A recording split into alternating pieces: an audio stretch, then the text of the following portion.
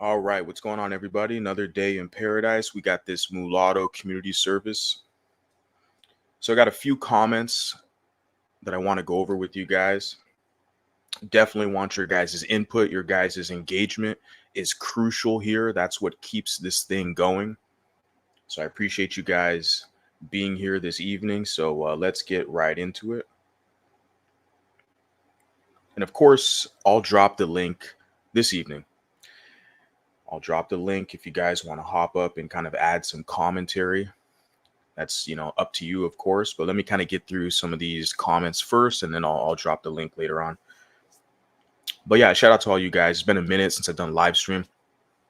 Obviously, you can see the little duck in the upper right corner, so I'm operating on their kind of free plan, StreamYard's free plan, which they kind of limit you to. There's other various forms I can go live with, but regardless, whatever, I'm just comfortable with this platform. So let's just get right into this. So shout out to Val.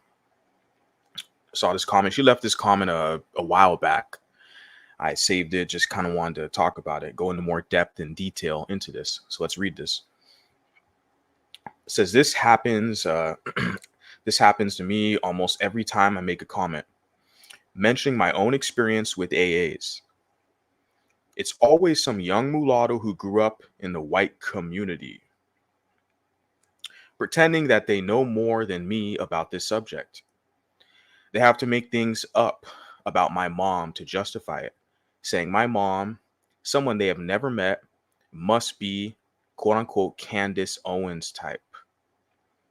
The thing is what you find out with a lot of like AAs, especially in social media, they outright will like attack your family and your mom, especially for someone like me. They never say anything about my dad. Or they'll say like, oh, your daddy must have never been there. Your daddy abandoned you, which is not true. They'll make all these assumptions, but especially they'll like try to attack your mom, right? So a lot of these people, they're very out of pocket. But, you look at their results, you look at where they're standing. They can blame white supremacy for the next 500 years, but it's not going to change the fact of their position. And their goal is to keep you as a subordinate to use you, right? My whole goal with my social media is to let these mulattoes know they have another option. They don't have to be a subordinate being underneath that group of people. Okay. But what I'm saying is that they always go after your mom, right? It's I'm seeing this shit on social media. I'm like, this is crazy. Since I've been doing this type of content, right? Mulatto specific. I'm like, damn. Like, isn't that out of bounds to like, you're supposed to attack someone's argument? It's funny with someone like me, you look at the people who are my detractors or my quote unquote ops, they usually have four main specific kind of slandering points at me. Number one, they'll say you're short. Number two, they'll say you're bald. Number three, they'll say you're fat. Number four, they'll say you're an incel. It's always those four things, ad hominem attacks. You're short, you're bald, you're fat, you're an incel, right? They can never critique or challenge my arguments. So that's why I already know I've already won. I've already basically dominated the quote unquote so-called competition. There is no competition. When it comes to mulatto content on social media, you're going to tune into the Mulatto Vanguard. There is no competition with this content. So they have to make things up about my mom to justify it. Yeah, like saying the Candace Owens type, right? They grow up white. They grow up white. They turn 18 and bam, now they're black. Yeah, the standard mulatto is what people have already kind of defined this stuff, right? And since they live in the Atlanta now, they're the pros. Yeah. The level of stupidity is too much. There is no talking to people who make things up. Yeah, exactly. Like when people just make up assumptions, like people are trying to say, for me, I'll use me as an example, that I'm a scammer or I'm a con artist or this type of crap. Like you can't reason with these type of individuals. You just have to kind of chuckle, laugh, and just move on about your day. You can't really reason with people who've already positioned you to lose. This level of stupidity is too much. There is no talking to people who make things up. Add things that nobody said. They respond to their fake comment and expect you to do the same. They don't even know how to socialize properly or speak, right? Yeah, they can't. And I mock how they speak a lot. And people can mock me how I speak. That's cute. At least I get paid. Shit, I get paid. I had a couple students. I had a software engineer, software developer from Poland. Okay, yesterday consulted one of my students. He's been a student of mine for 2 years. He's paying me. He's keeping me employed. I had a gentleman from Brazil, from Sao Paulo, Brazil, earlier today. He's consulting with me. He's been a student for 2 years. These men are paying me. This is a finance guy in Brazil. These men and these are in Europe and South America. They're paying me. They want to talk like me. So, you can make fun of me all you want about how I talk, but I'm getting fucking paid. So it's all good. So they respond to a fake comment. Yeah, they don't even know how to socialize or properly speak. Cause they from the hood and they got the hood swag, you dig? That only works with the fucking savages. Everyone else in civilized society doesn't care. Where you from, the street cred, you from the hood, you struggled. Nobody cares about that savage babble. I was even told it was because I was unlikable. Even more funny, since most of my awful experiences with AAs were when I was a minor. They continue to defend full blacks and be pathetic traitors, right? They continue to defend full blacks and be pathetic traitors. Interesting. Yeah. Even like a Candace Owens person, right? Because they always use Candace Owens as like a raccoon kind of poster child, whatever. But these pro-wax savages, all Candace Owens has to do is put on a dashiki and dance to Not Like Us, and they'll forgive her. They'll forgive her. It doesn't matter. If they're going to let a guy like Tariq Fraud Sheed make money and grift off of them, right? You can get away with anything. You can make money off them. Like there's no rules. There's no structure. There's no code of conduct with them. Okay. Kendrick Lamar, who's a pro whack, but he's got a mixed queen. Like, and then Phil Advice Show, who's a pro whack. He's got the media, the pro black media on YouTube. Phil Advice Show, the white man's media, right? He's married to a Latina, but he's so pro black. Like, if you look at this stuff and you examine them, you can't take them seriously. I'm sorry, guys. People are gonna say I'm the bad guy, you're mean, and all this stuff.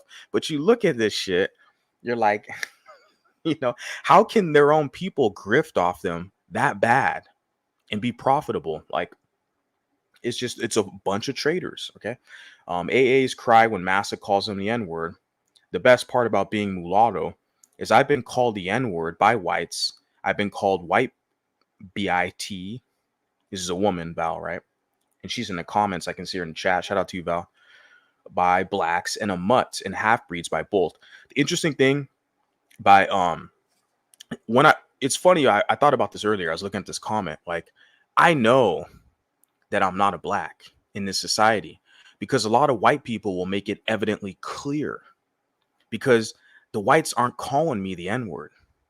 The whites are now, they're saying, oh, you're the mutts, right? We don't trust you because we see Obama, we see Kamala Harris, we see Patrick Mahomes and all these other people.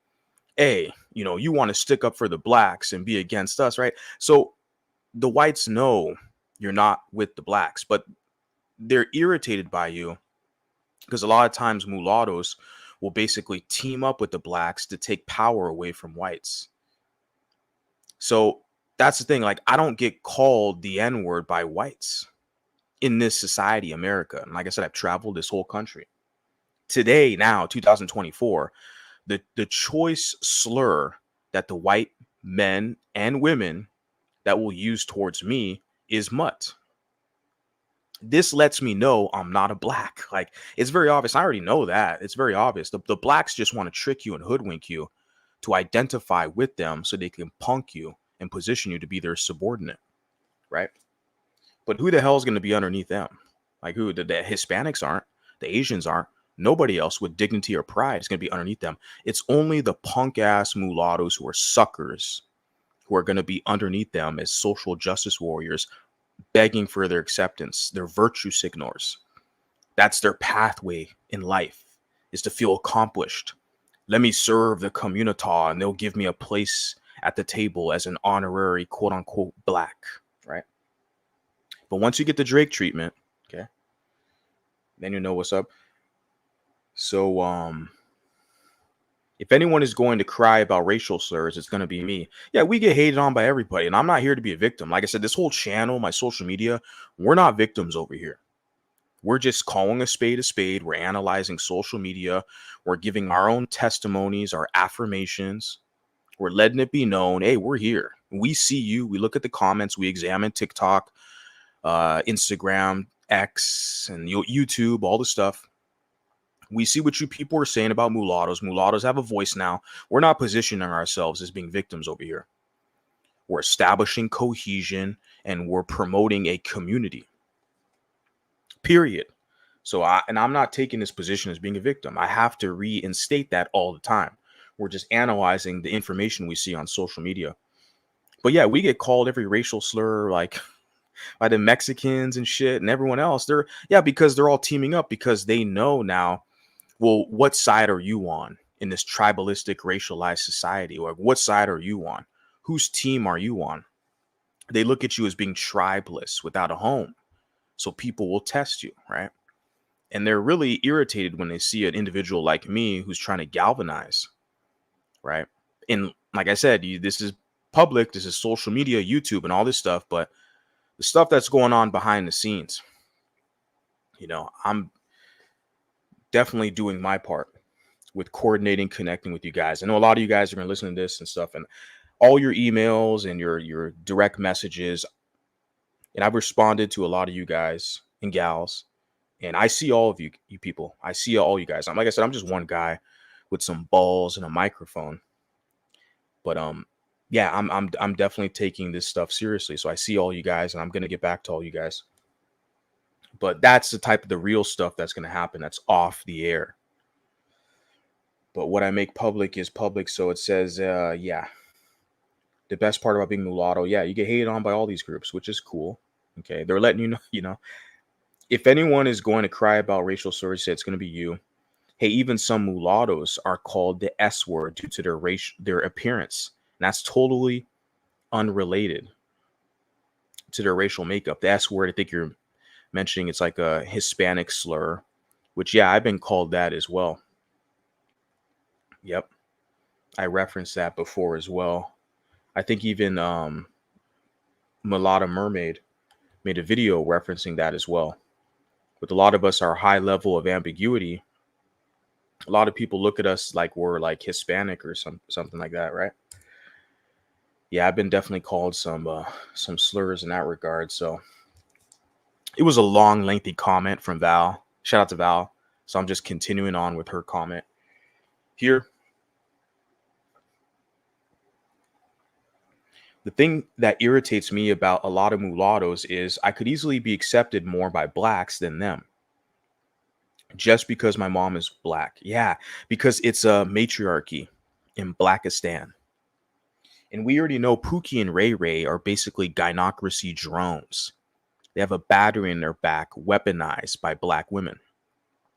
Okay. We already know that. Pookie and Ray Ray, like, yeah, a lot of them, they have self-hate. The women, the men, whatever. They want to dilute themselves. They want to trick all the mixed people. Oh, you're just a black like me. The police going to pull you over, right? So they want to go have bastard kids with other groups of women and have mixed kids and trick their kids to pretend that they're black, right? But nevertheless, in the African American, she put AA, right? It's a matriarchy here. In other societies, it works out differently. Like there's a Nigerian gentleman who was on one of my panels like a month ago or so. And he commented and talked about how the child is a part of the tribe of the father. And I get that. In Nigeria and other societies, other African societies, it works differently, or Caribbean, etc. But in the United States, it's the black woman is God, the queen of the earth. So all your fucking pro-wax, like in Kendrick Lamar, he has to cater and pander to black women. Those are going to be some of his main supporters. Just like Phil Advice Show with his Mexican wife. Most of his supporters are going to be black women, right? This is how it works with pro-wax. They serve black women. And Pookie and Ray Ray, okay, they serve black women. So Yeah, if you have a black mom, yeah, they'll be cool. They'll accept you, quote unquote, accept you if they can use your ass. Okay, once they're done with you, black supremacy, they break all their tools. So here they are attacking my experience, and I'm defending them from black people who bash them for having white moms. The lack of integrity in this country among all races makes me sick. Yeah, everyone's out here to make a buck. Everyone's out here. Even the whites are selling themselves out. That's why they have a whole huge dilemma. And I'm going to get into that with another comment. Instead of blaming mixed people or blaming the small hats for their interracial advertisements, why don't they, you know, get with their own and have some kids and start some families, you know, instead of blaming mixed people, right? Like, well, how is it that mixed people, you know, our existence is like preventing them from starting a family, right? But they need some scapegoat for why they're failures in this society. And that's with all groups, blacks, Hispanics, mulattoes, etc. All groups need some type of scapegoat for why they're fucking failures. Like, how dare they even talk to me about anything related to the subject? Most of their experience with AAs are into late teens, early adulthood outside of their private lives. They think because they watch black people on videos, they know something special. They have to get their dusty invite to the barbecue. Yeah, right. The dusty invite. That's funny. That choice of words, dusty. To the barbecue. They go and get their barbecued stained greasy fingers. They go and be accepted into the hood because they a FBA pro whack from the hood. You dig? They listen to Nipsey Hussle and Kendrick Lamar. They from the hood. You dig? They a fucking pro whack working for they white massa. You dig? Right? I've already been to plenty of them. They have to get pregnant by Pookie because they don't even know how to be around black people without degrading themselves, ruining their lives, and bashing their white parent. Profound words. They have to get pregnant by Pookie. So you're talking about the ladies now, right? This is a lady, Val, who put the comment. They have to get pregnant by Pookie. And what they do is they do that to anchor themselves into blackness, to legitimize their position amongst the African American collective. That's what they do, right? And they get pregnant by Pookie. They don't marry the guy. They don't commit to the guy and buy a house and a white picket fence in the suburbs, etc. No, they get knocked up out of wedlock. They have a bastard kid by a Pookie, okay, by a lower quality black male. We all know this, okay? Common knowledge. And that's basically a ritual into Blackistan. That's like a rites of passage that they have to take to legitimize their position. And you put here as also they bash their white parent. Yeah. They'll try to distance themselves from being whites, even though they got a white mama. You'll hear some of them will be like, oh, we're not trying to be white. We're not trying to be white. And there's a biracial individual. But you'll never hear that person, that individual, say they're not trying to be black. No, they're trying to be black. They got a kid by a black guy. Yeah, they're trying to, you listen to how they talk. They're trying to be black, right? But they will publicly get on YouTube and say, well, we're not trying to be white. And they got a white mom, you know? But they'll never say they're not trying to be black because the whole world knows by listening to them, they're trying to be black. And their only pathway to blackness is to have Pookie's bastard kid to anchor themselves and to legitimize their position in Blackistan. This is common knowledge, guys, okay? They're a joke, and you don't need to do any of those things to be around them. It's funny how they take the worst part of African American culture and run with it. That's the thing, though. They take the worst. She's talking about mulattoes right now, but they take the worst part of African American culture. There's so many positive elements. You know, some people disagree. So many. No, there is. Like, there's a lot of spiritual elements if you're Christian within the African American church. Gospel music. There's musical, like, there, you know, I like jazz music, etc., blues and stuff like that, and West African drumming, you know, and there's a lot of African Americans who participate in that. So there's so many positive elements you can do to get acquainted and familiar with the culture. For me, a lot of it was academia in academia. But yeah, a lot of individuals, when you examine them, they it's part of the worst elements. Being from the hood, from the struggle, being a single mom. That's part of the ritual, the rites of passage into Blackistan. And when you examine this stuff, you're like, you know, these are the individuals who are going to be your main opposition. To be honest with you, these are going to be your main opposition. Their experience with AAs are limited to hood movies and rap videos. Yeah. Yep. Hood movies, rap videos. Yeah. And a lot of the kind of colloquialisms in the hood. Oh, girl, I'm dead. I'm dead. Like they, you know, they were listening to too much hip hop and shit. We already know. We already know all the slang and okay, all that stuff. Colloquialisms. We got it. We got it. You want to pretend to be black. You got a white mama, but you think you're black. We got it. Okay. Just like the average white American, it reminds me of those wiggers, who start speaking broken English once they're around blacks. It's very cringe.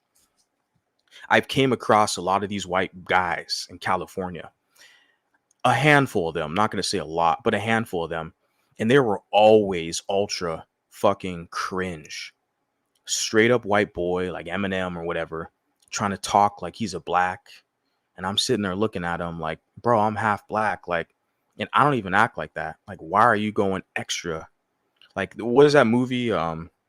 Malibu's Most Wanted. You heard of that movie? It was a white guy who tries to act like he's a black. Like, there's people out here literally like that.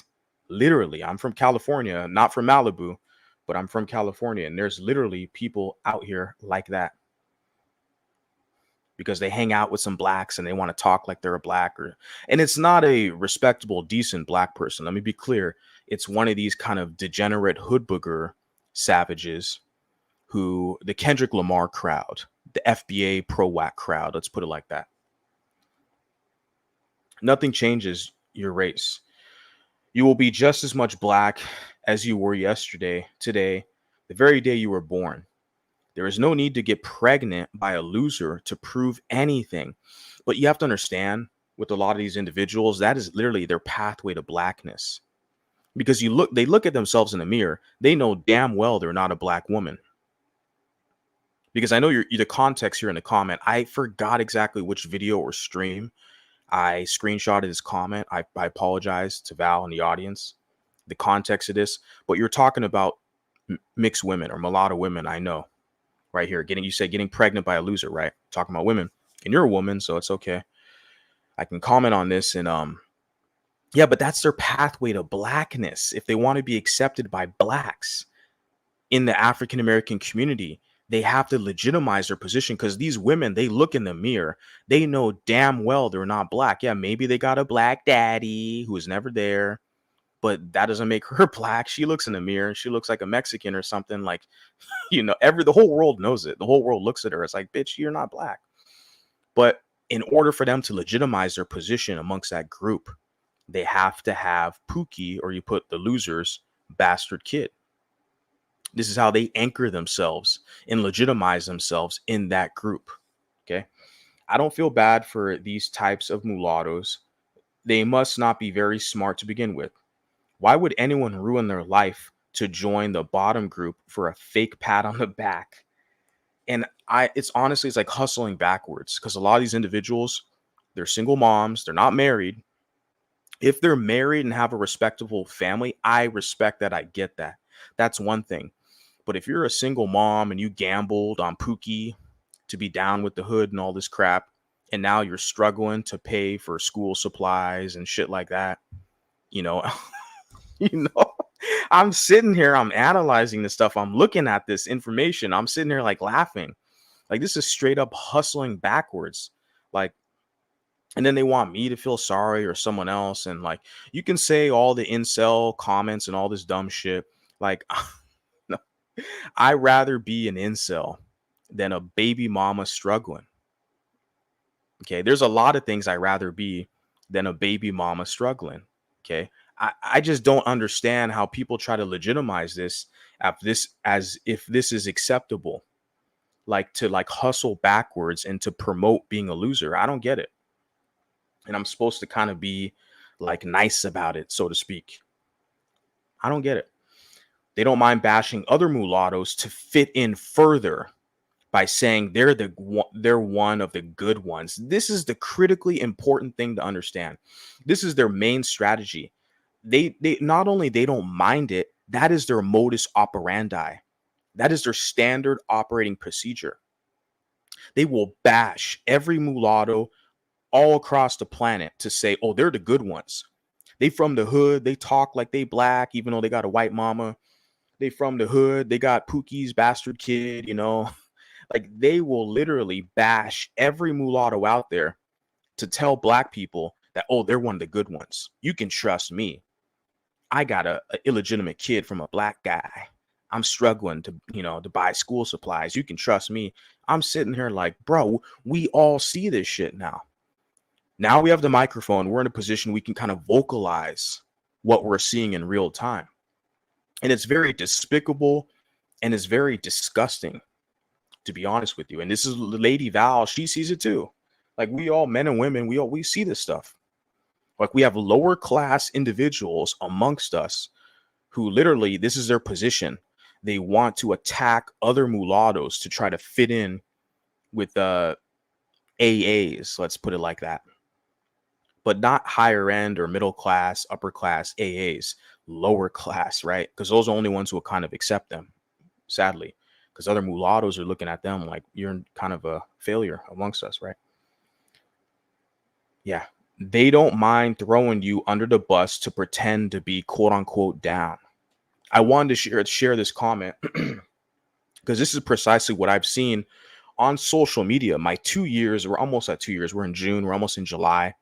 I uploaded my first video regarding mulatto content, right? Like 2 years ago, 2022, summer July, right? Of 2022. So it's been like 2 years. My social media experimentation, I'm like, this is literally what I've witnessed a lot.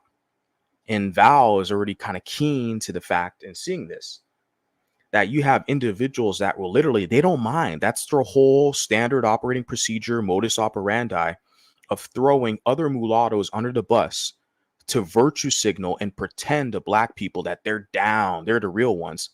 The sad part about that is once black people, the African Americans, they decide to turn on them, which they will, they're not going to have any allies. Nobody's going to stick up for them.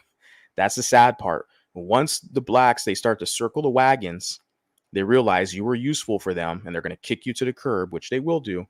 Once you get that Drake treatment or the Cassie treatment that P. Diddy gave to her, right? Once you get that treatment, nobody's going to come to their defense. We're like, look, you spent your whole time talking shit on other mulattoes to fit in with AAs. And, now the AAs turned on your ass. Like nobody can literally trust you or deal with you. You've let everybody know your position.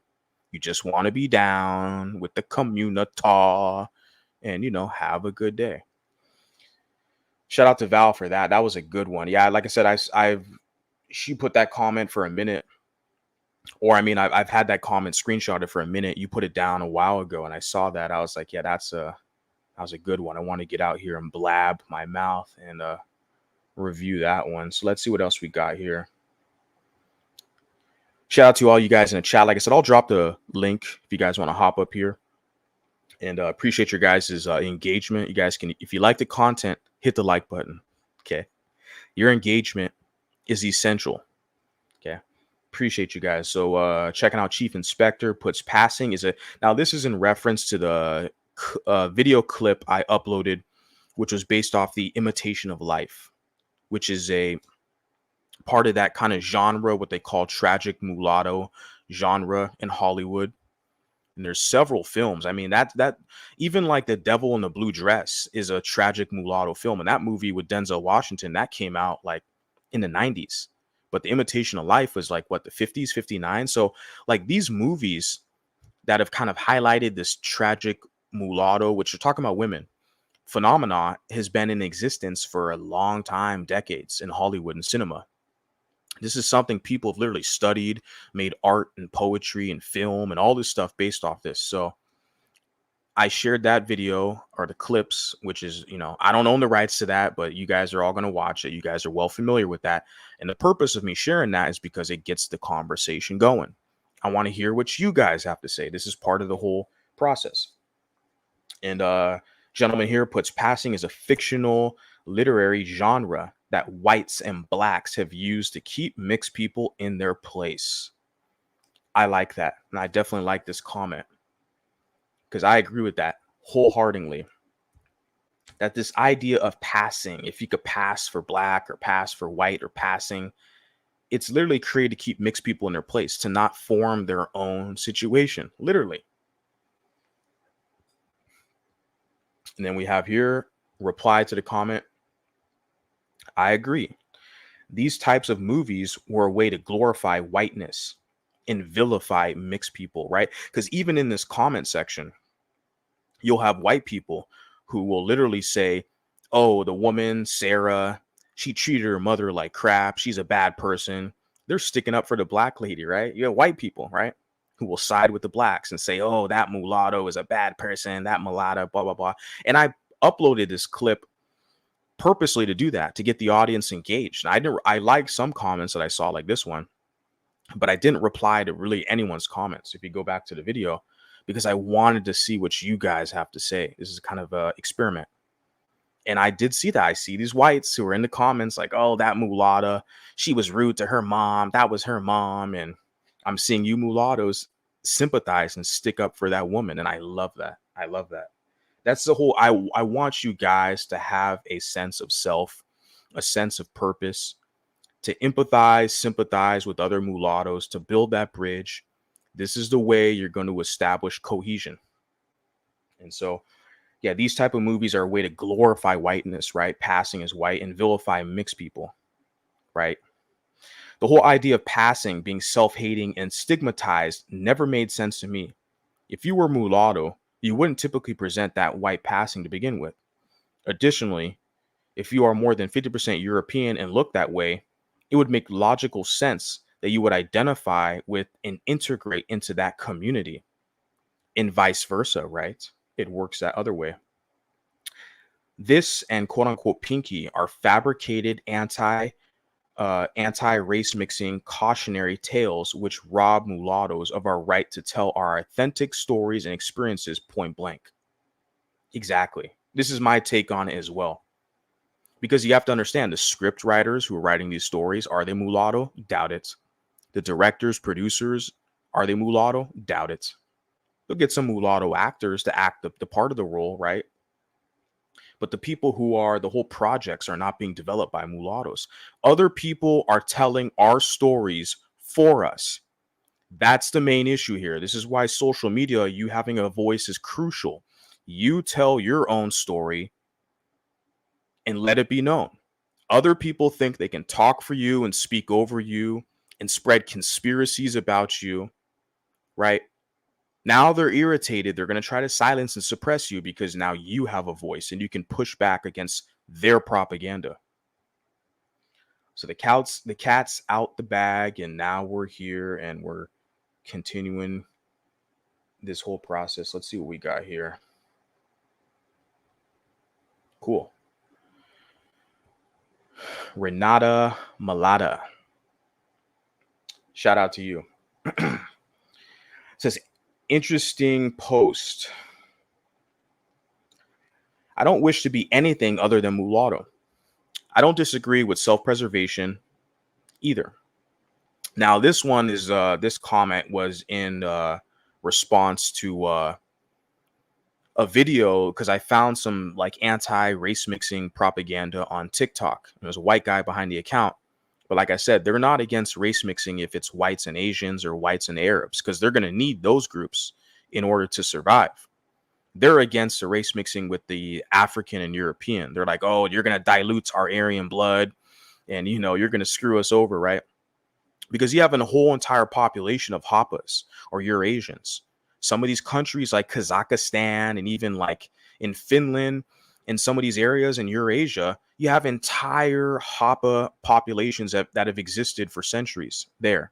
There's been mixing between the Caucasians and Asians for centuries. Nobody says shit about that, right? They only have an issue about the mulatto, right?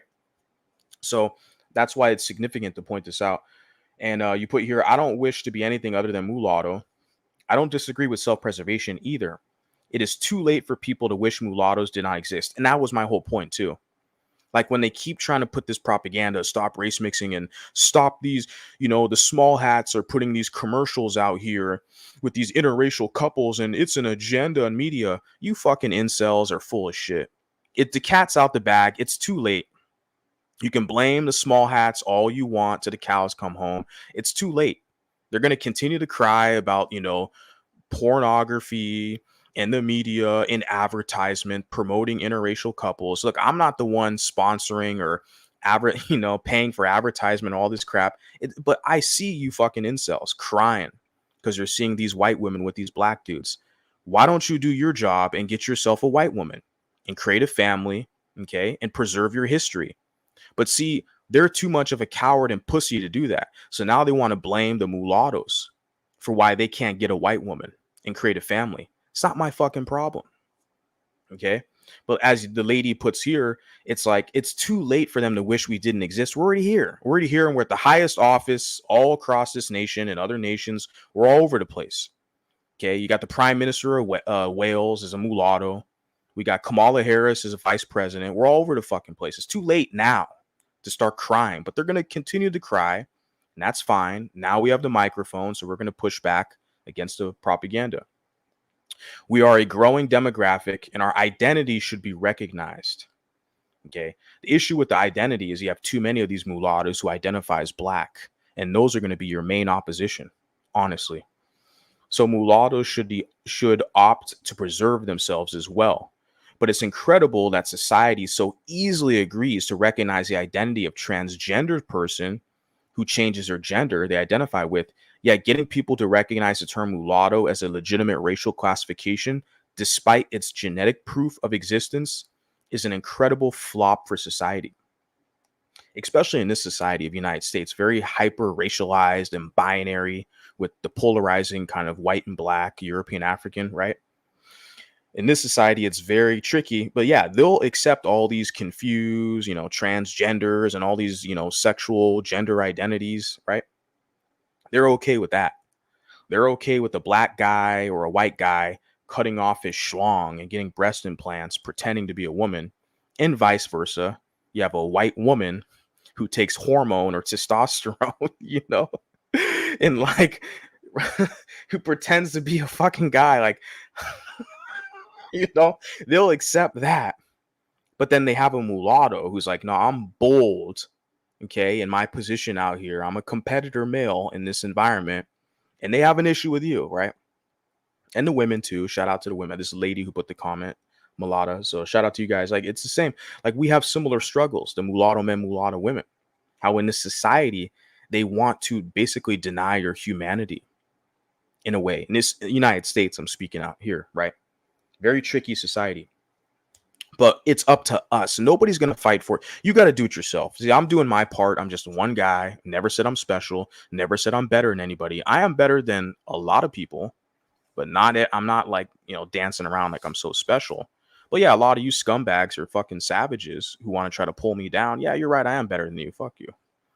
But I consider myself to be a pretty humble, normal dude for all intents and purposes. But I'm going to affirm this, that mulattoes exist. We're growing and we have to do something with this. Okay. As a millennial guy, I feel like I'm obligated to do something because I look at the older generations. I'm like, bro, you're too busy serving blacks. Like, what the hell? What these younger mulattoes? They need a place to be. They need a place to call their home. That we cannot continuously play this game where they're trying to outgroup you and pull you in, like what they're doing with Drake. Right? That's why this Drake situation is very good for mulattoes because you can learn from this.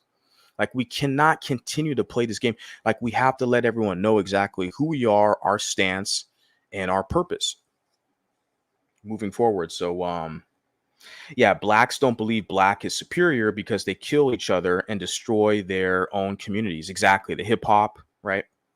The hip hop, you got like Rick Ross, right?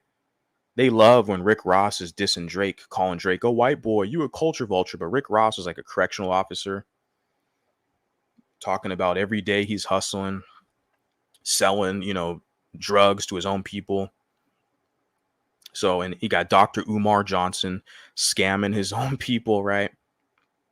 And Phil Advice Show, pretending to be pro-black, but he's married to a Mexican. Like, so yeah, they're doing that to their own people, right?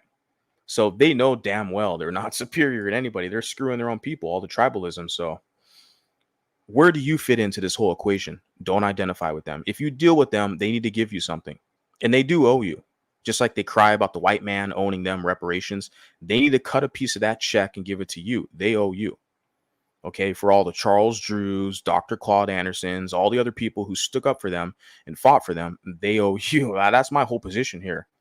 It's like, look, I don't care. I'm not sitting here like trying to play games, but no, if I'm going to deal with you, you owe me, you owe us, period. They just don't like the presence of white people because they are insecure about being black and prefer not to be in an environment that challenges their abilities. They keep saying mulattoes are black because they perceive self-identifying as undermining their social and political influence. Exactly. Yeah, that's precisely it. Like, that's why if you use the word mulatto, there's only one demographic who's against it. Mulattoes who are black identified, or mulattoes who are LGBT, which also they're black identified because they take on the intersectionality kind of paradigm. And then you have black people who are pro-black, who are against the word mulatto because they need to maintain their subordinate. I've never had a white person tell me, well, mulatto is a bad word, don't say mulatto. I've never had a Hispanic person, because in these Hispanic nations, Puerto Rico, DR, Brazil, mulatto is in their everyday lexicon. So there's always like one specific demographic, right, who's against the word mulatto. But when you use mulatto, you're self-identifying as yourself, something independent from them, which you're essentially, they look at it as you're taking power or influence away from them, social and political influence.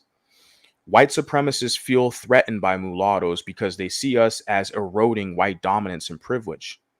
They fear that the acceptance and prominence of mixed race individuals threaten their societal and cultural hegemony.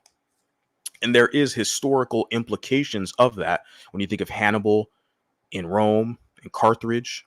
You think of Jean Zombie in Haiti, these massive rebellions and revolts and conquest. You've had mulattoes who have literally led armies of Arabs, Hispanics, and blacks to challenge, as you put, white hegemony.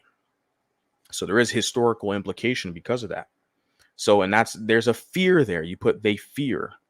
There's a fear element. And I look them in the eye. I see them if I'm at the gym, I'm out in public.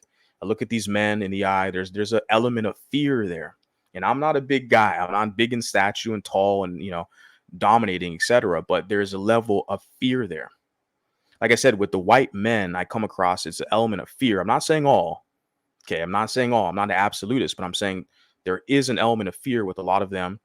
And with blacks, the black males, I'm not saying all, but with a lot of them, there's an element of jealousy. So from when I look at it from male to male, there's a difference there. With the European male, there's a fear element. Like I said, I'm generalizing, not saying all. With the black male, male to male, I'm not saying all.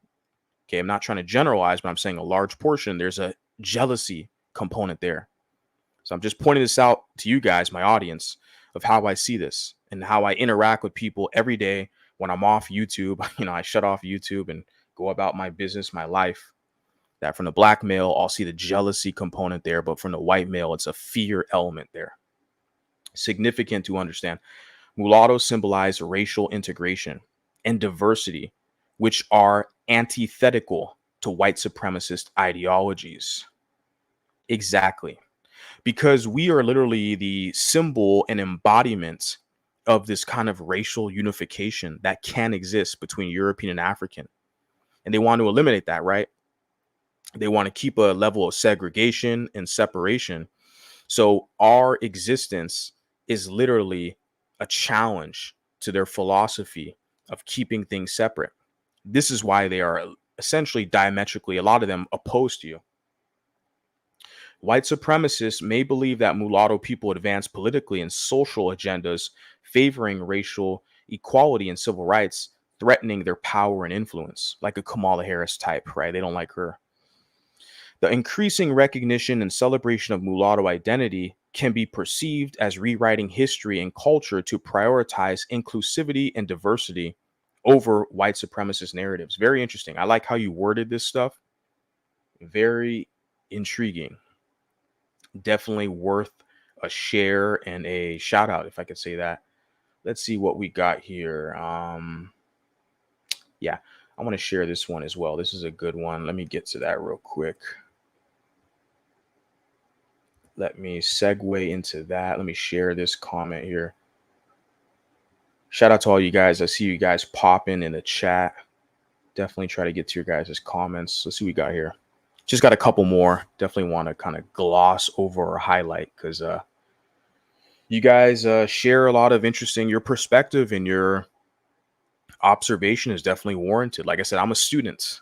You know, I'm not one of these knuckleheads out here pretending to know it all with their little cognitive science degree. I mean, toilet paper, you know, trying to act like they got all these wins, you know, nobody's listening to them. They have no engagement, no audience, but they're so smart. They went to university, you know, ethics and cognitive science, and the degree isn't worth nothing but toilet paper. They can wipe their butt with it, but they're trying to get all these wins with people who are supposedly not as intelligent as them. They're so smart that they can't get an audience. You tell me. I mean, Jesus Christ. Let's see what we got here.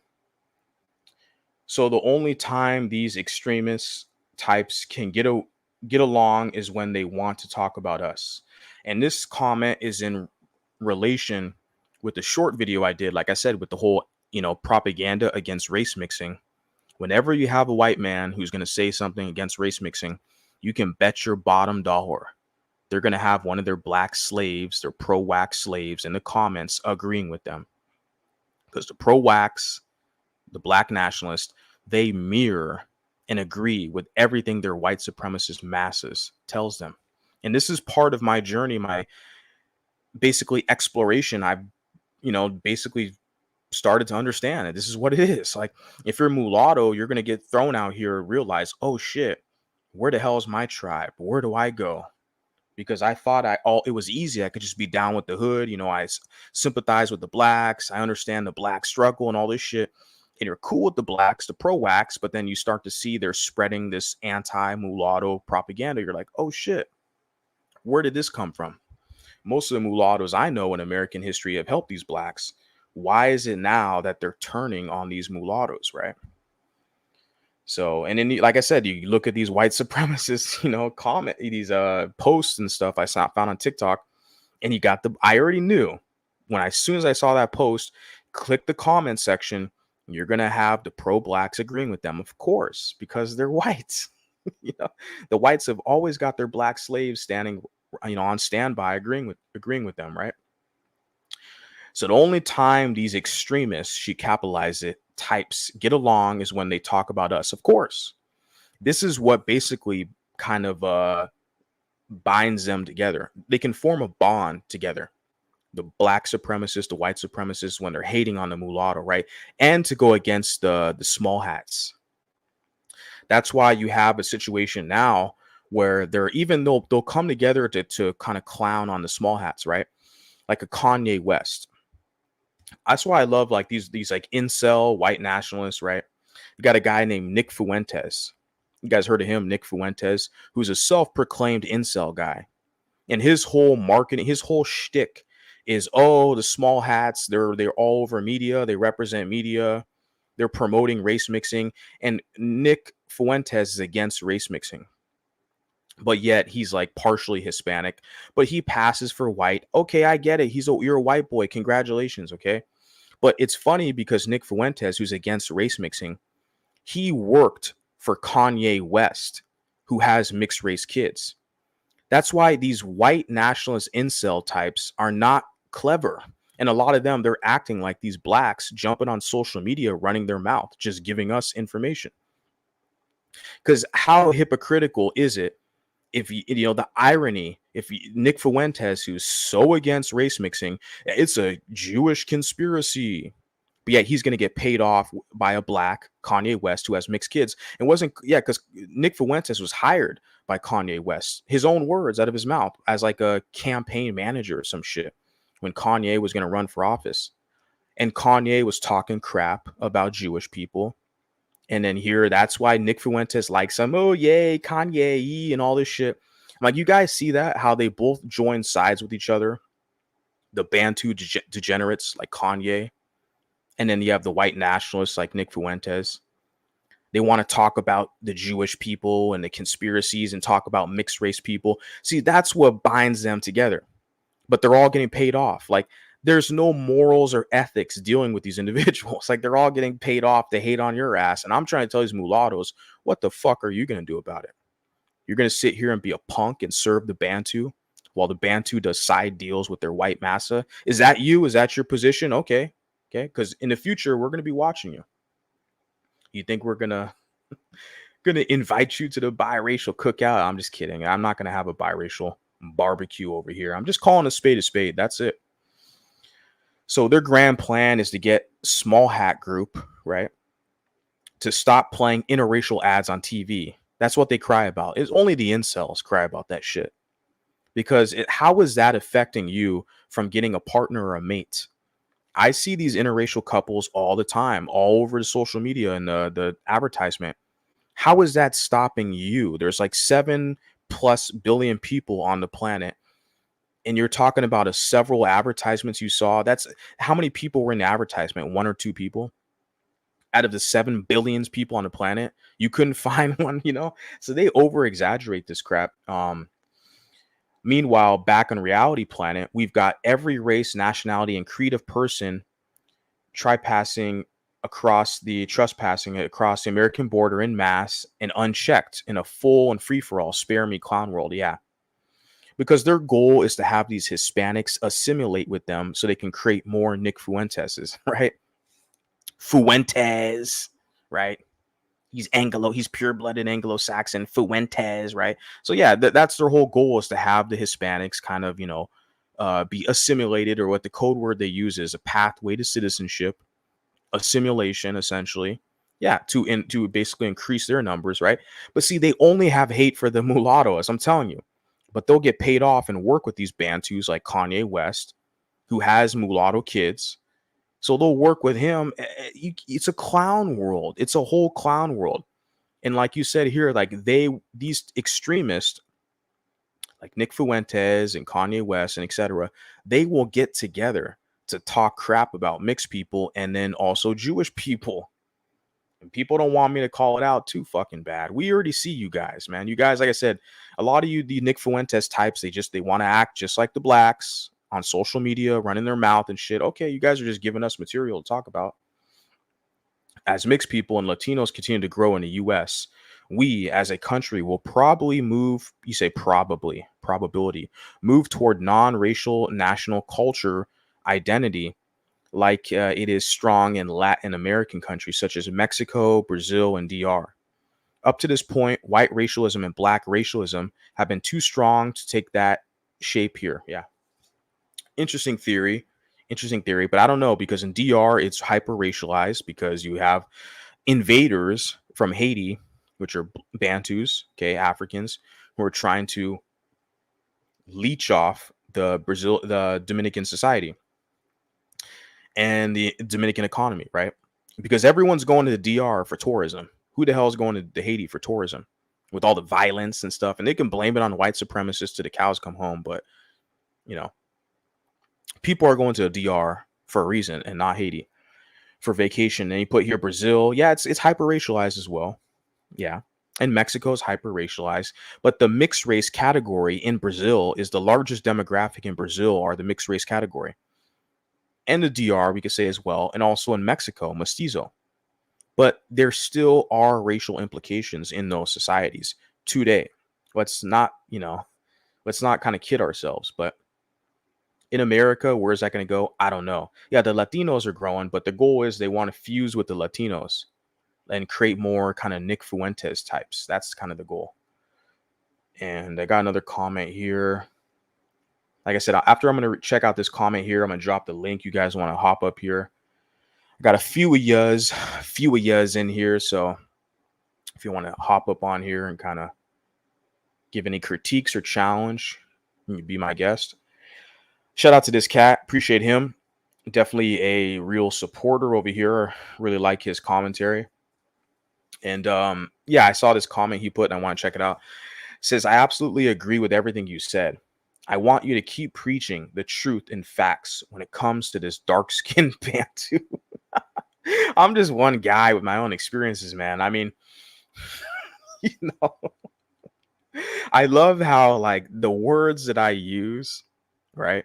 And other people kind of pick up on it and then they add it to their lexicon and just like with this whole mulatto thing, when people are saying mulatto, mulatto, mulatto, right?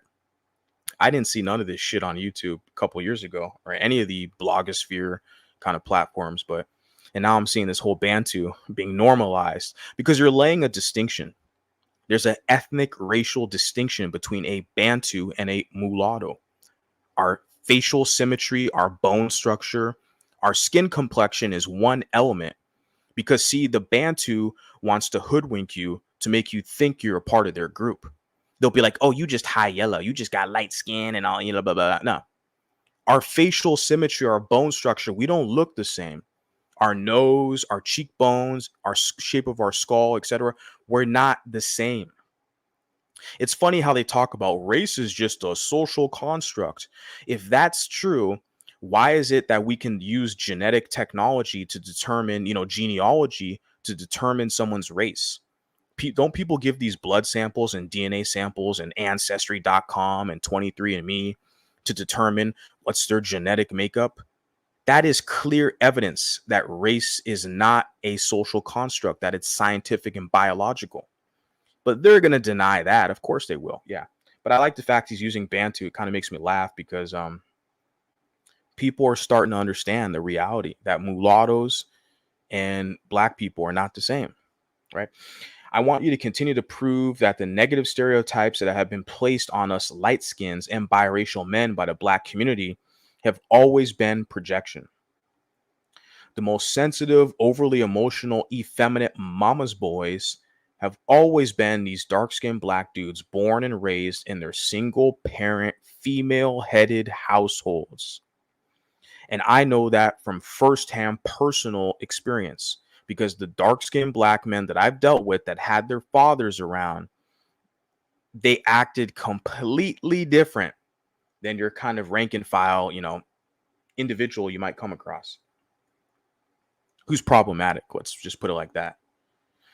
So the fact that, but the majority, 75+%, are raised by single parent, female headed households. And that's, where all the problems come from, honestly. It's not their skin color or their racial, whatever, their Bantu, whatever. It's not that. It's look at their environment. They're raised by women. And a lot of them, they act just like women. And you look at the results. Okay. These are facts, not my biased emotions because I'm a mulatto. So whenever you hear one of these biracial, dark-skinned black and light-skinned sex slave, concubine, baby mamas who worship, fetishize, and romanticize dark-skinned black men at the cost of emasculating the image of us light-skinned and biracial men, just use them as an example of why dark-skinned black men are overrated and overhyped. A concubine, it's funny. And a lot of these individuals, right? You put sex slave, concubine. A lot of these individuals who I call them Pookie's leftovers, right? Or biracial baby mama, whatever. They'll jump on YouTube and brag about all the guys they've been ran through, right? They jump up on here and brag that, oh, they about all these partners. I've been with all these different kinds of men. And like a woman who's elegant, right? A woman who acts like a lady, they're not hopping on social media basically spreading that information out there that they've had all these partners and been with these guys. It's a typical, it's a particular kind of individual, right? The baby mama who's going to get out here like, oh, I've been with these guys. I'm open to be with those guys. I've been with all these dudes. Like, that's no one's business, but they're putting it out there, basically letting you know what the dealio is. And example why dark-skinned black men are overrated and overhyped. Yeah. because many of them are doing bad in life, chasing after their dark skin, black male preference. Yeah. Yeah. I mean, I know in the context, he put this video, or excuse me, he put this comment on a video I shared that Four Light did. I see Four Lights in the chat. Shout out to Four Light.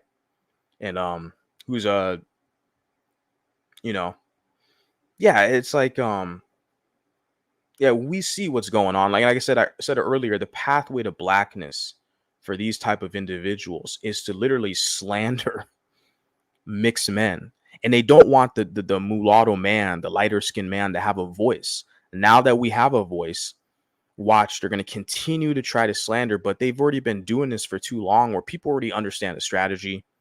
They got the same insults, and it's really gotten boring, right?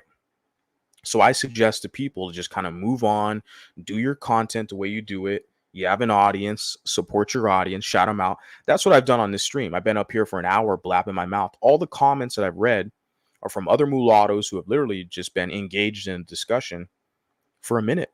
And I'm here to support them, acknowledge them, let them know, hey, I see your guys' comments. I see you guys. We got a bunch of comments, bunch of people popping up in the comment section.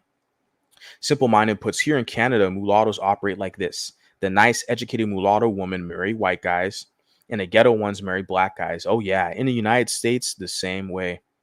Same exact way. The ghetto mulattoes, they always marry black guys. Always. And then the feminine, educated mulattoes, they either get with other mulattoes, or they get with white guys, or they get with Hispanic guys. But you can bet your bottom dollar in the United States, it's always the ghetto ones who are struggling, no formal education. They got a black baby daddy. And people can hate on me all they want for calling a spade a spade. Prove me otherwise. I've been trying to see it. I mean, I'm trying to have people prove me wrong. I'm here to learn, but people can't seem to do that. So what am I going to do here? I'm going to drop the link, and because I know I probably got some people who got some things they want to say, something they want to share. So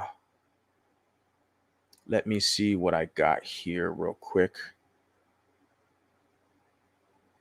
Give me a quick second. Just want to find something I can. Yeah, cool. I'm going to drop the link right now, guys. So if you guys want to hop up here, I'll give you guys a couple minutes, and I'll also get to your guys' kind of comments in the live chat. So just stand by.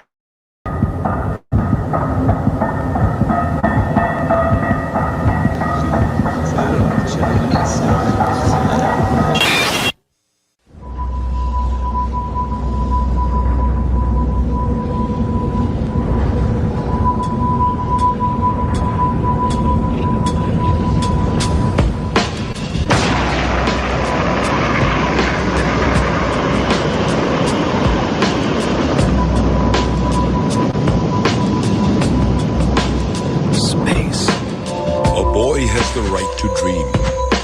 There are endless possibilities stretched out before him. How to trust in your own power. Whatever happens from now on, you stand firm and face your destiny without fear, but with courage.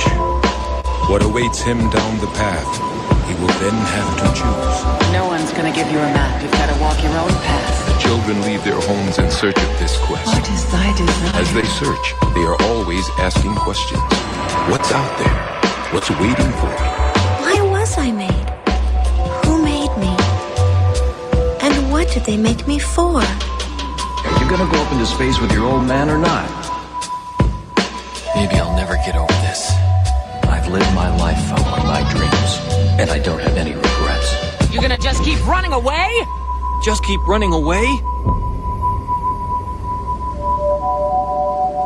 I'm not running.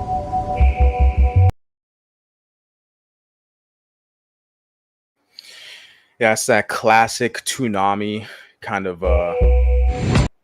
promotion for all you guys who don't know. Toonami was hosted Dragon Ball Z and other anime that I think they had. It's that anime they had there called like Star Cruiser, whatever. They had a bunch, Gundam Wing, Big O. Tsunami. All you millennials, you millennials know what's up with Dragon Ball Z back in the early 2000s. I'm a Dragon Ball Z guy. Clearly, you guys know. So she puts here, that's why my sister was asking my white boyfriend to buy her diapers in 2015, even though she's married. They're struggling to buy school supplies. I find that correlation to be hilarious. They got a black baby daddy, right? Mulatto woman, whatever, mixed woman, black baby daddy, but they're struggling to buy school supplies. And I'm sitting here like, would that have happened if you had a mulatto partner, Hispanic partner, or what? I mean, come on, guys. Like, and people want to act like, I'm such a bad guy for like pointing out the obvious. But why is it that we see that with a particular demographic? Section 8 welfare, struggling to buy school supplies and diapers, etc. You're a single mom, you're just taking care of your kid all by yourself. You should be laughed at and mocked at. Okay. And people aren't going to like me saying that, but you should, because you've made horrible decisions in life. And it's not society's obligation to basically take care of that. Where it's like you wanted to be down with the hood, you wanted to show the communita how you're such a good mulatto and mixed woman.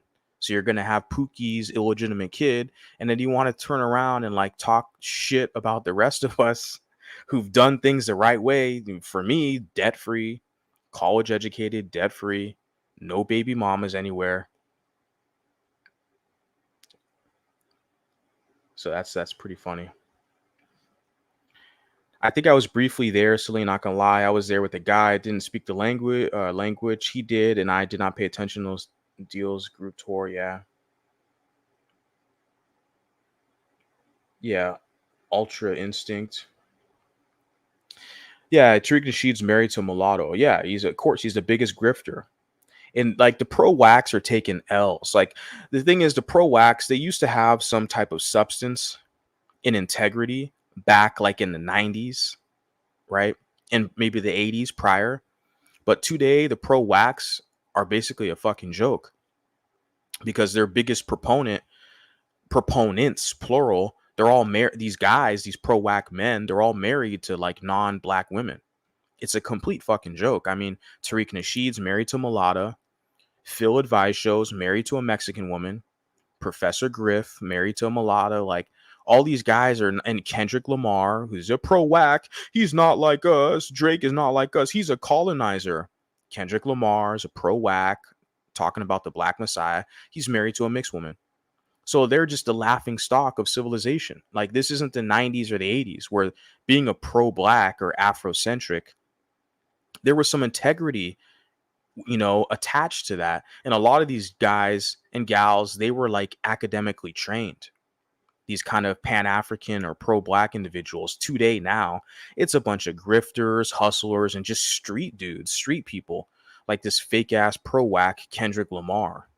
He's from the hood. He's a pro-whack. He's got a mixed queen. Like it's a bunch of street people and entertainers. Like it's so laughable now, man. My whole thing is I just feel sorry for the mulattoes who feel like we're kind of stuck there.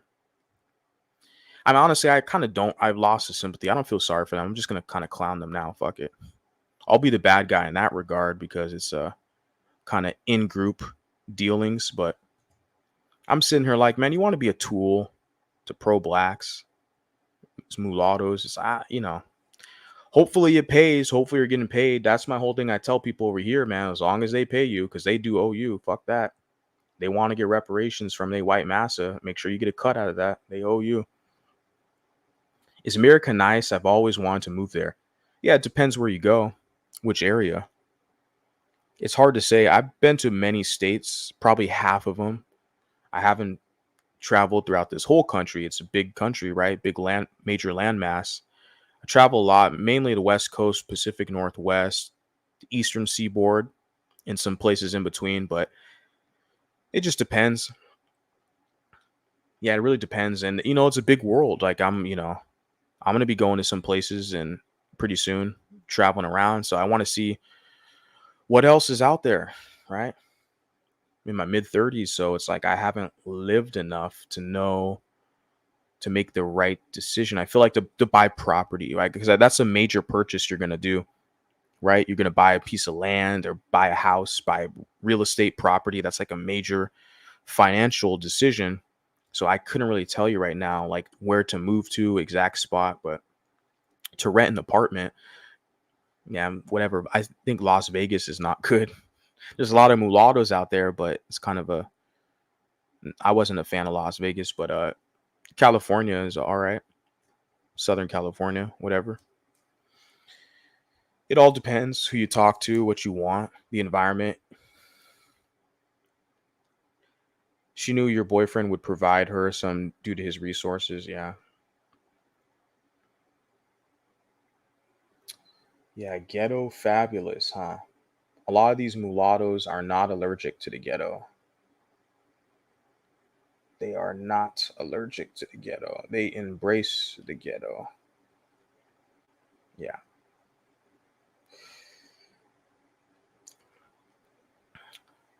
Though I've only been to Germany and France as how the United States so far, I'd probably go anywhere besides South America. Too much live leaks, PTSD from back in the day. Yeah. Yeah, I know what you mean. A lot of like violent attacks with like knives and stuff like that. Yeah, I've seen some crazy videos and like car accidents and stuff like that out there. It's funny because racism, favoritism is a sin in the New Testament. Moses married a Cushite. Some people didn't like him marrying a non-Israelite, and God gave them leprosy. Nick Fuentes is a hypocrite. Yeah, see, Nick Fuentes will take money from Kanye West, okay, who's a black, a Bantu, who has mixed race kids. But Nick Fuentes swears up and down he's against race mixing, but he'll gladly take money from a race mixer. You guys see the irony? See, but you're dealing with these kind of white nationalist incels. They're a large population now, and a lot of these guys they're going to be all over society, military, law enforcement, medical field, education, etc. And these are the type of individuals like you got, and their scapegoat they blame is Jewish people, right? But most of them, like their parents and grandparents, they're all supporting Israel. They're all pro-Israel. Right? They're all supporting Israel and shit. That's why I laugh. Like, how are you going to support? You're going to support Israel and not Palestine, right? I don't support either. I don't know that much information about either or. I don't know any mulattoes out there who are on the front lines, to be honest with you, unless they're soldiers or whatever. But yeah, people taking sides in this debate. So I got someone who wants to hop up on here. Go ahead. Hey, You're bro. live. Hey, bro. Can you Hey, hear me? what's up? Yeah, I can hear you. You're live. Yep. Okay. Well, I'm not really trying to critique anything. Is it okay for me just to share my opinion? Go ahead. Oh well, I pretty much agree with everything you're saying. I don't understand why people just are okay with us just claiming mulatto. Like get a life. I mean, if everybody just wants to just drop their race title, then drop being white, drop being black, drop being Mexican or whatever else it is, and we can just go under just one human race. But I doubt they'll do that.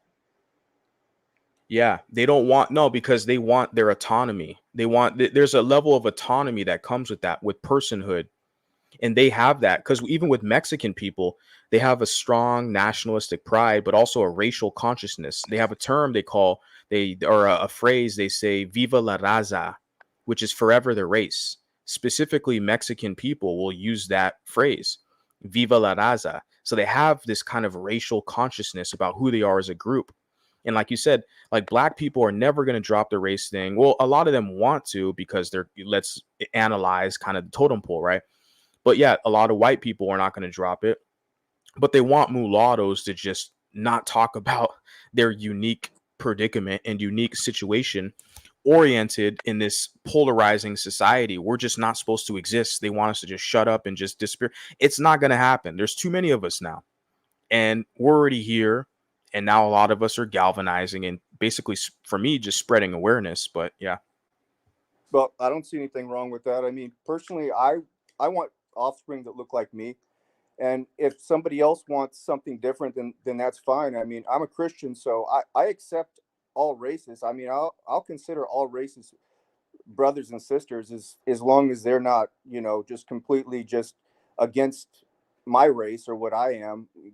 That's obviously definitely not a Christian worldview. But I don't believe that it's not Christian to want an offspring that looks like myself.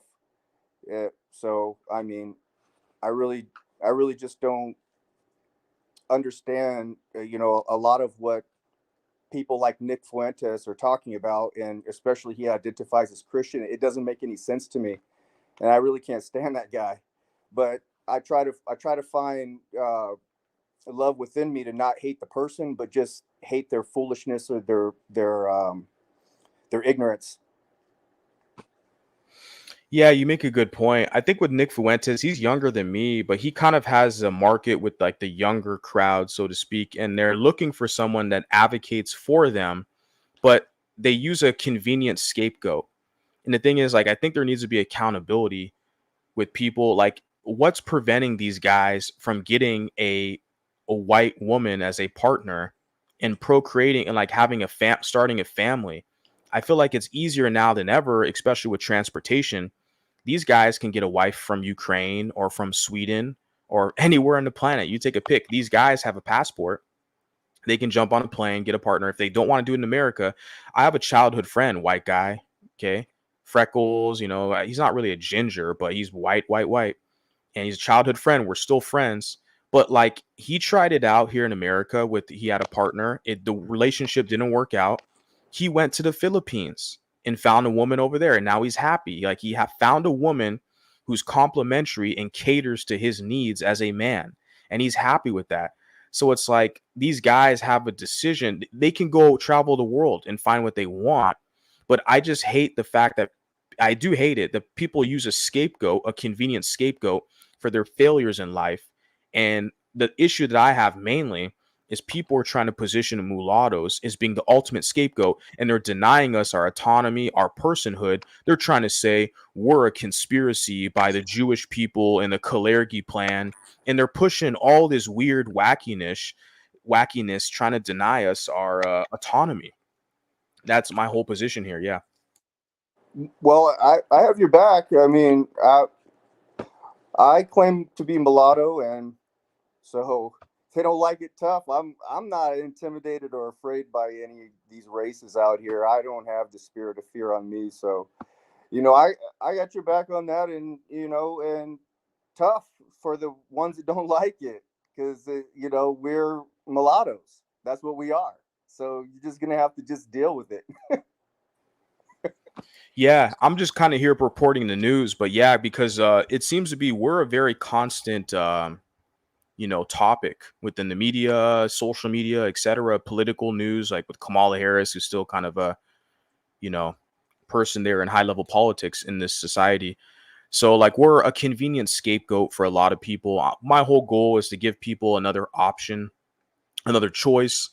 And because a lot of people, a lot of mulattoes specifically, don't feel like they have a choice. They feel like, oh, they just have to do their best to fit in into Black society. And some of the commentary that I read with the comments, it's sad because there's a lot of women, mulatto women, and there's women on the channel who provided this commentary. Their comments were saying where a lot of women feel like they have to become baby mamas to fit into Black society. And it's very unfortunate, and it doesn't do us a favor as a collective, but it's not stopping us, a guy like me or any other male, from getting a mulatto partner. I'm just here reporting the news that this is really, we see these trends, we have to analyze it and basically share this information. Right. On the other side of that, you got the Colin Kaepernicks, and the ninjas can keep him. Just let him go, and God bless him. Enjoy your life. Yeah, he's another grifter, right? I mean, he was sponsored by Ben and Jerry's, and which is an ice cream, kind of liberal ice cream company. Also Hulu, he had a Netflix special, and also what do you call it? Netflix, right? But the thing is, you look at his partner looks extremely complimentary to him. And I kind of want to share this here and point it out, where I'm not a fan of Colin Kaepernick, but look at who his partner. I think her name's Nessa. I think she's Egyptian background or something like that. But she looks very complementary to him in his image and phenotype. So if they have a child, genetically speaking wise, they're going to basically be the same, right? I mean, their child's going to be of the same kind of racial makeup as them. They're not too far off. You look at their phenotype, it's very complementary. So he's basically going to have a child that looks like him in his image. So that's one good thing I can say about him, is that level of kind of self-preservation where he is confident and he likes himself, where he looks at a female partner who's complementary and says, okay, yeah, this is a perfect person, not just genetically or physically wise, but maybe personality, whatever his relationship. He looks at her and says, this is a person that I'd like to procreate with, because we see with a lot of mulatto men, they act just like mulatto women in the sense where they want to be accepted by black people. So what the mulatto men will do is get a black woman and have a kid, so their child will be mostly black. And you look at Tariq Nasheed, you point out Tariq Nasheed, his partner is a mulatto woman. So she'll get with Tariq Nasheed, so their children will be mostly black. So she'll be basically absorbed in the blackness. This is how mulattoes are basically, prevented, or from their own doing, basically halted from forming a community and identity, is they get absorbed into the black monolith. In other cases, the white group or the Hispanic group, etc. But when you have mulattoes who come together and form families and form communities, this is how you can maintain this cohesion. So I applaud Kaepernick for his partner of choice, but yeah, his politics, he's basically a shill. He's a shill, right? He's getting paid off by liberals to you know, I don't know, be an agitator. I guess I can say that. I don't know. Well, there's a lot I can learn from you, and I'm new to the channel, and thought I'd come up here, show my face, because I don't really like to give my opinion strongly without showing my face, because I want to stand by it. So I'm gonna hop back in the chat, and maybe we'll chat again sometime in the future. Appreciate that. Just one quick question. How did you find my channel? Did you search on YouTube, or did someone share it with you? The algorithm. Okay, cool. Yeah. Yeah, man. As you know what I look like, right? I'm very kind of how do I say, very visible. I show my face on my channel, usually my live streams. It's late at night. I'm just chilling. I want people to focus on my voice more than how I look, because it's funny. Like, I'm on camera and I do videos, and people have the same shit to talk about me that I'm bald or that I'm short, I'm fat, all the ad hominem attacks. But the people who say that, they're never on camera. So it's like I can't really respect them, right? I can't respect people who hide behind an avatar talking shit about how I look. You know what I'm saying? But yeah.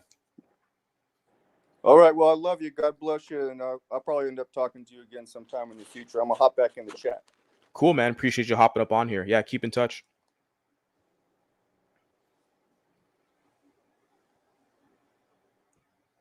Yeah, guys, the panel is open for everybody. The panel is open for everybody. I'm only going to be here for a little bit longer, guys. So if you guys want to hop up on here, it's that easy. Literally, you click the link, you hop up on here, and you're good to go.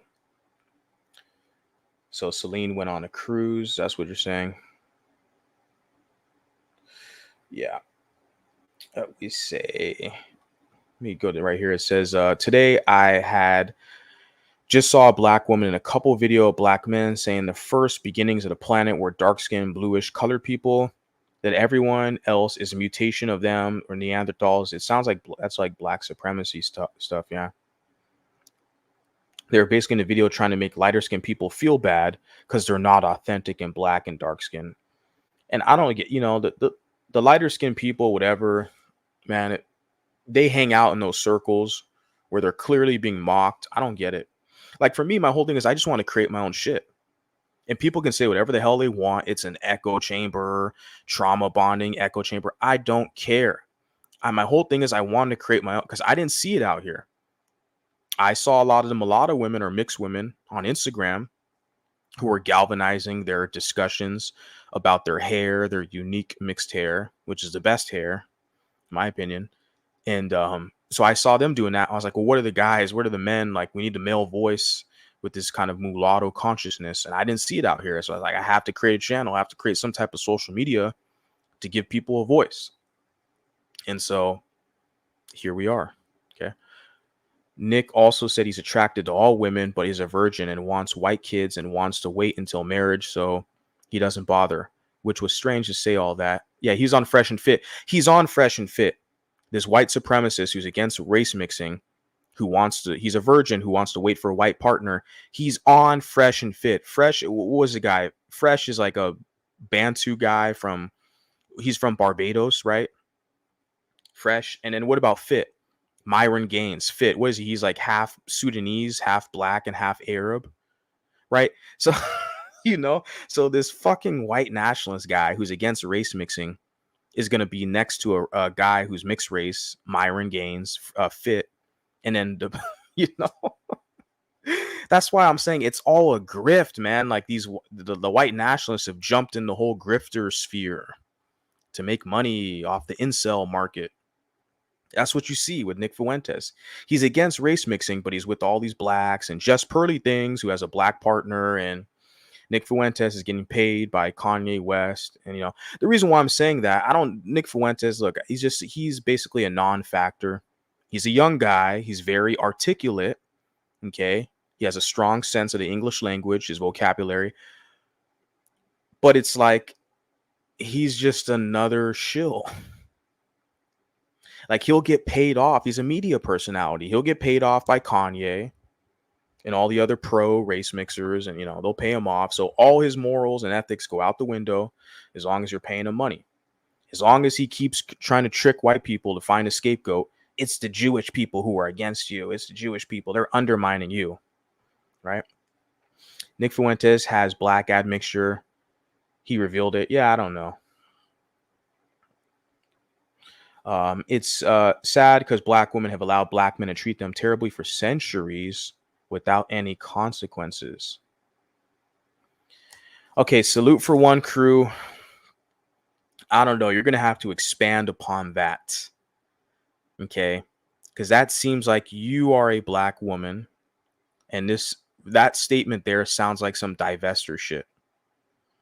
Which, to me, my whole thing is, look, you got to take it up with your dark-skinned black Pookie preference. Because at this point, divestors are just disgruntled femcells. I'm not saying you personally, but divestors, they worship and idolize the dark-skinned Bantu male. And they want to get with lower-class white guys to make black guys jealous, but it's not working. Because black guys are just getting their passport. They're going to go to other countries and deal with other women. So, like you're saying, it's sad because black women have allowed black men to treat them terribly for centuries without any consequences. Like, that's a stretch right there. Like, let me be clear. This is not a divester channel. This is not a pro-black man channel, a pro-black woman channel. We're not an anti-black man or anti-woman channel. What we do here is we spread awareness to the developing and rising mulatto consciousness that is happening in the United States of America and abroad. You got Canadian people and people from the UK and all over tuning in. We're not anti anybody, but we share news, share information, and we promote cohesion with mulattoes. So, but I'm looking at this comment. It's sad because black women have allowed black men to treat them terribly for centuries without any consequences. I don't know, man. That sounds like some kind of divester shit to me. Which, to me, like I said, the divestors, they love and worship black males. That's it, period. All of them. They love their black male worshipers. They got to figure it out with them. I don't know why they want to weaponize biracials to fight their damn gender war. And their main tool they use is to separate biracials based off our kind of parentage configuration. Oh, the black mama biracials, they fit in better with the blacks. If that was so, why the hell do I have a bunch of black mom biracials that love my content and support me? Why? Like, no, see, because black people, these divester types, etc., they try to separate us. and say, oh, if you got a black mom, you're more down with the hood. You know what it is to be a black. If you got a white mom, you don't identify with the blacks and all this bullshit. These are black people trying to play their gender war on us. There's no gender war over here. Most of my biggest supporters are mulatto women. My main inspiration for developing this social media was mulatto women. I just realized, look, I just need something that's uniquely that's going to speak, give the males, the men a voice, because I didn't see that out here, right? So that's why. Let me continue on. We got spa. You went on your cruise, a spa. Yeah, definitely relaxing, right? The women, they just let their sons run rapid in the streets while they are hard and mean on their black daughters. Blue to them worship the Pookie thugs and not caring about their daughters. Yeah. What we got here? Salute for one crew. Gone soon. Over 50 years, Pookie, Ray Ray, and Bonquisha have abused the system of having babies like they are toys, not taking care of them, and overusing Section 8 while their children remain, say, struggle in poverty. It's a badge of honor to be from the hood. I got idiots who are basically biracial idiots too, mulatto idiots who are coming to me like trying to like I don't know like how they think it's going to be effective, try to shame me or something. Or you a suburban mulatto, you ain't from the hood. Like they're trying to like flex like they do with the savages, like they're from the hood struggling in poverty. Like I don't care, go back to where you come from over there, struggling, you know, riding your rusty bicycle. There's some dude who doesn't even have a driver's license, man. It's pretty sad. This dude's struggling, man, straight up struggling. And like you know, he's like trying to flex like he's from the hood or that he struggled growing up with them. Like, bro, that's only a flex with blacks, like in the hip hop crowd. That's not a flex with me, man. Like the people who are going to get priority over here, they can articulate their point. They're a business owner or they're scientific mind. They're academically trained.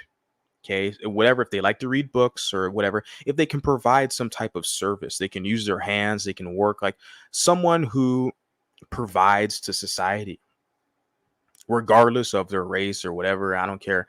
Is people who are useful to society will always have priority over here. But these people who want to kind of flex that they're struggling and their poverty from the hood and all this stuff, I mean, it's not a flex over here. It really isn't. It's very sad people try to push that crap. I'm half Germanic Australian and half Afro Jamaican. I've had quite the interesting life as a mulatto. You said you're in Canada as well, right? Notice all of these blacks for Trumps and Republicans wheel out our dark skin. Yeah, it's interesting. I think I've noticed that kind of trend too. Where they got the sign talking about blacks for Trump. Yeah, that's kind of cringe, huh? Why can't you just be a Trump supporter? Like, why do you have to use the black, right? Or Latinos. I've seen that, Latinos for Trump. They're trying to prove a point that like Trump is like not racist or something, but it's very kind of it's almost like idolatry. Like they look up to Trump so much. It's pretty sad. Like he's just a mere mortal. I don't get it. I don't get it. Is he the better option than the other guy? You guys tell me. I try to be as neutral politically, but I saw that recent debate and Joe Biden, mumbling words. And he's like, I was talking to one of my students today about this earlier, was just the cognitive decline of Joe Biden is very embarrassing for Americans to witness this. Like, this is your option. You got a guy who's like mumbling and, whatever. So salute for one crew says, I also believe strongly in law and order and that funding or government assistance shouldn't be given to people who don't use it properly, but rather keep having babies into wedlock, knowing that both of them don't have a job or a stable place to raise the children to begin with. And it's really sad, but really soon government assistance will be given to a different race of people. To be honest, I think it's going to be, Latinos are going to get priority. Latinos are going to get priority because their numbers warrant that. And that's why a lot of the blacks, they know that. That's why the FBAs are talking about reparations. They want more handouts and freebies. Or they say they're owed. They're owed. You should have begged for that crap 100 years ago, to be honest with you. It's pretty sad. You're still talking about reparations. Like, look, there's a whole new demographic here. These Latinos, their numbers are skyrocketing. So I don't understand, like you want another kind of handout, but you're owed it, I guess. But you're listening to Kendrick Lamar, who's talk about not like us. They're taking fat fucking L's. You would think they'd be more diplomatic, but they're very kind of arrogant in their stance. Cut the check. You owe us our reparations or else. I'm not even going to vote. Okay, you're not going to vote. Well, the Latinos are going to vote, you know, and they're going to get their results and you're not going to get shit. I don't get it, man. I don't look, I'm not a pro whack. Go talk to the pro whack biracials. There are plenty of them. I'd say most of them. Most of these mulattoes, okay, sucking off Bantus. Go talk to them. But over here, not happening. I've actually never gotten that reaction from white men, but I've had, excuse me, but I think you meant to say had, yeah, had a feeling it's somehow made them more comfortable for some reason. Any Canadians here? Shadow Band Network is another Bantu clown crying about Tyler. Shadow Band Network is black like Don Cheadle, but claimed he's mixed and all black people are mixed. They just weaponized the one drop rule. Yeah, they're all crying about Tyler because she doesn't identify with them. Yeah.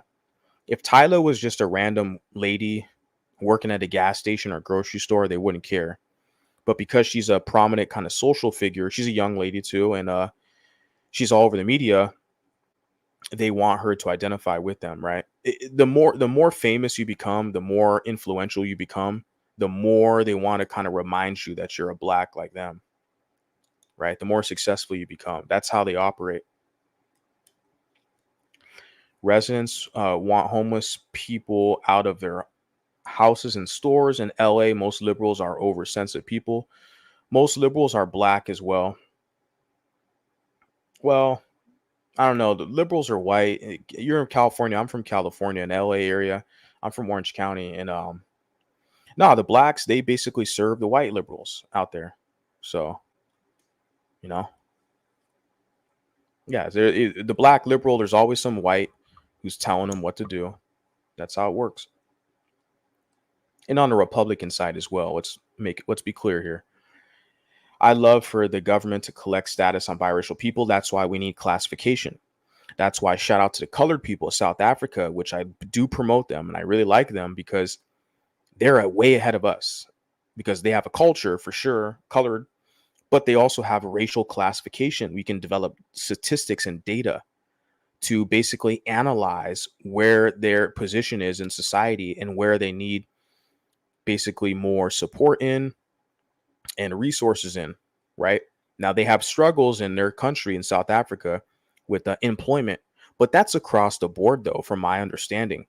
I've talked to other South Africans, white and black and Indian, etc., where it's just there's a kind of a scarcity, I believe, in the marketplace with a lot of jobs. So it's not just with colored people, but because of their unique situation as a group with not a lot of political power within the nation, they might face more hardships in that regard. So where like the analogy where it's like, if the dominant society catches a cold, then the kind of minority group will get the flu, right?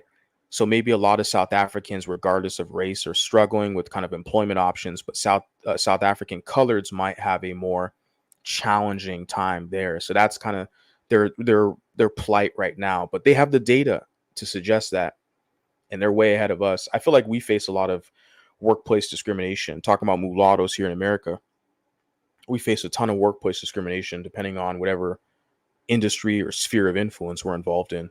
And this is something I'm basically kind of right now calculating data, analyzing, and just my whole journey through life, trying to realize what do I do with all this? I don't see many of us getting busted for selling drugs or robbing stores on the news, but stats are the only way to tell exactly. Yeah, yeah, exactly. And if you do have mulattoes who are doing that, like the selling drugs or robbing, etc., they're usually accompanied by an accomplice. Because I see some of these news articles or stories, like you have mugshots, you got one mulatto guy, and then you look at who the hell are his buddies. you know, they're all dark skinned guys. Like, yeah, one mulatto guy, he's like his little dark skinned buddies. Like, of course, that those are his, he was trying to be down with the hood and prove his blackness and shit. It's fucking sad, man. I don't get these guys. See, they need this information. They need to be aware of this developing, rising mulatto consciousness. They'll think about what they're going to do and who they associate with. And is it a good option? What do you get out of the whole ordeal? Trying to prove to yourself, to somebody who never has to prove to you anything.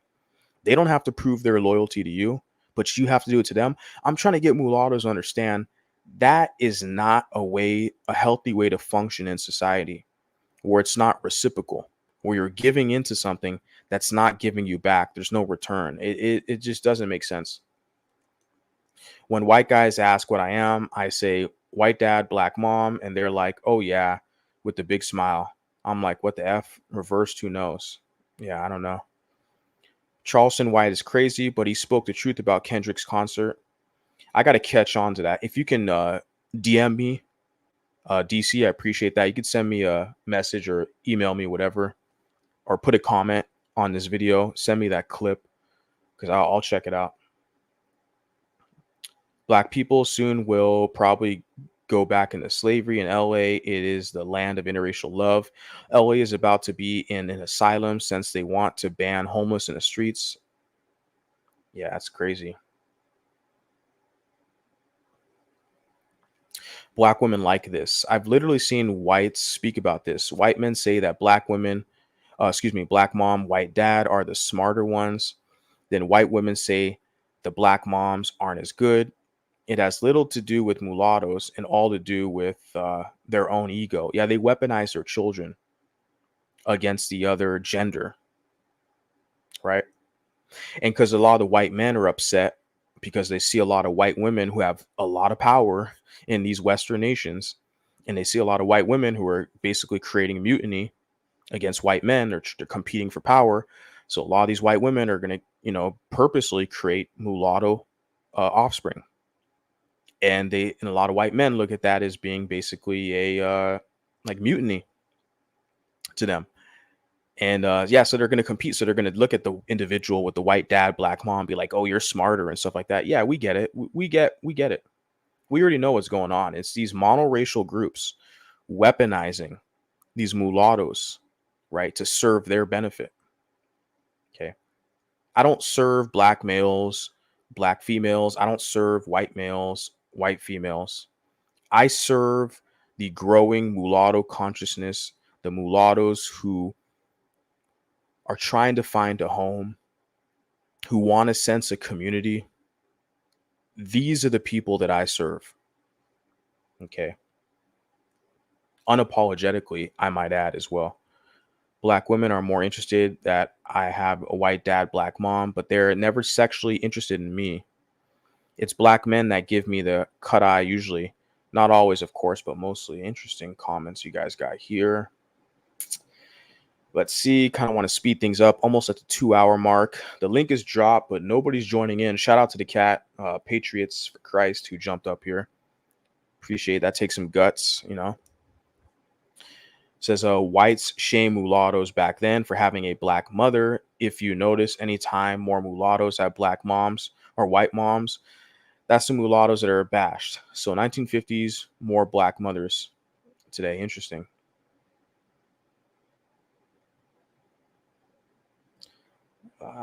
You can't outplay life becomes. Let's see. I met. Okay, let me see this. Shout out to DC. In the Grams, I meet the Grams. Kendrick said identity's on the fence, just like Kenny is on the fence about liking white women. Yeah, he's talking about identity's on the fence. He's making a dig at Drake, right? He could have made another mulatto. They are the most loyal to whites, always defending Eminem. Yeah, the blacks basically serve whites. If you haven't figured it out yet, you're not a mulatto who has developed consciousness. Okay, I don't know what to tell you guys, but if you haven't figured that out yet, you're just they will always defend their white massa. Eminem, Okay, their white manager at work, whatever. Donald Trump, all these blacks for Trump, or the blacks for Biden. It's the same shit. They're cut from the same cloth. Liberal, conservative, whatever. Yeah, they're always loyal to their white massa.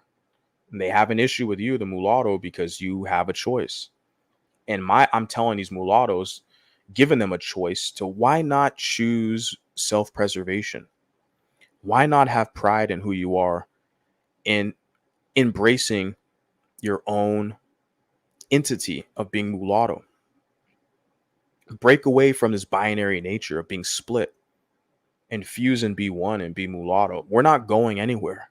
They're always going to have, like right now, currently, majority go and kiss black butt. Okay. Most of my haters are not even black people or mulattoes who serve black people or got black, baby daddies, whatever. So, but that's the numbers are changing now that they realize there's more of us here. More of us are networking, coming together. Our numbers are growing. So this consciousness is growing.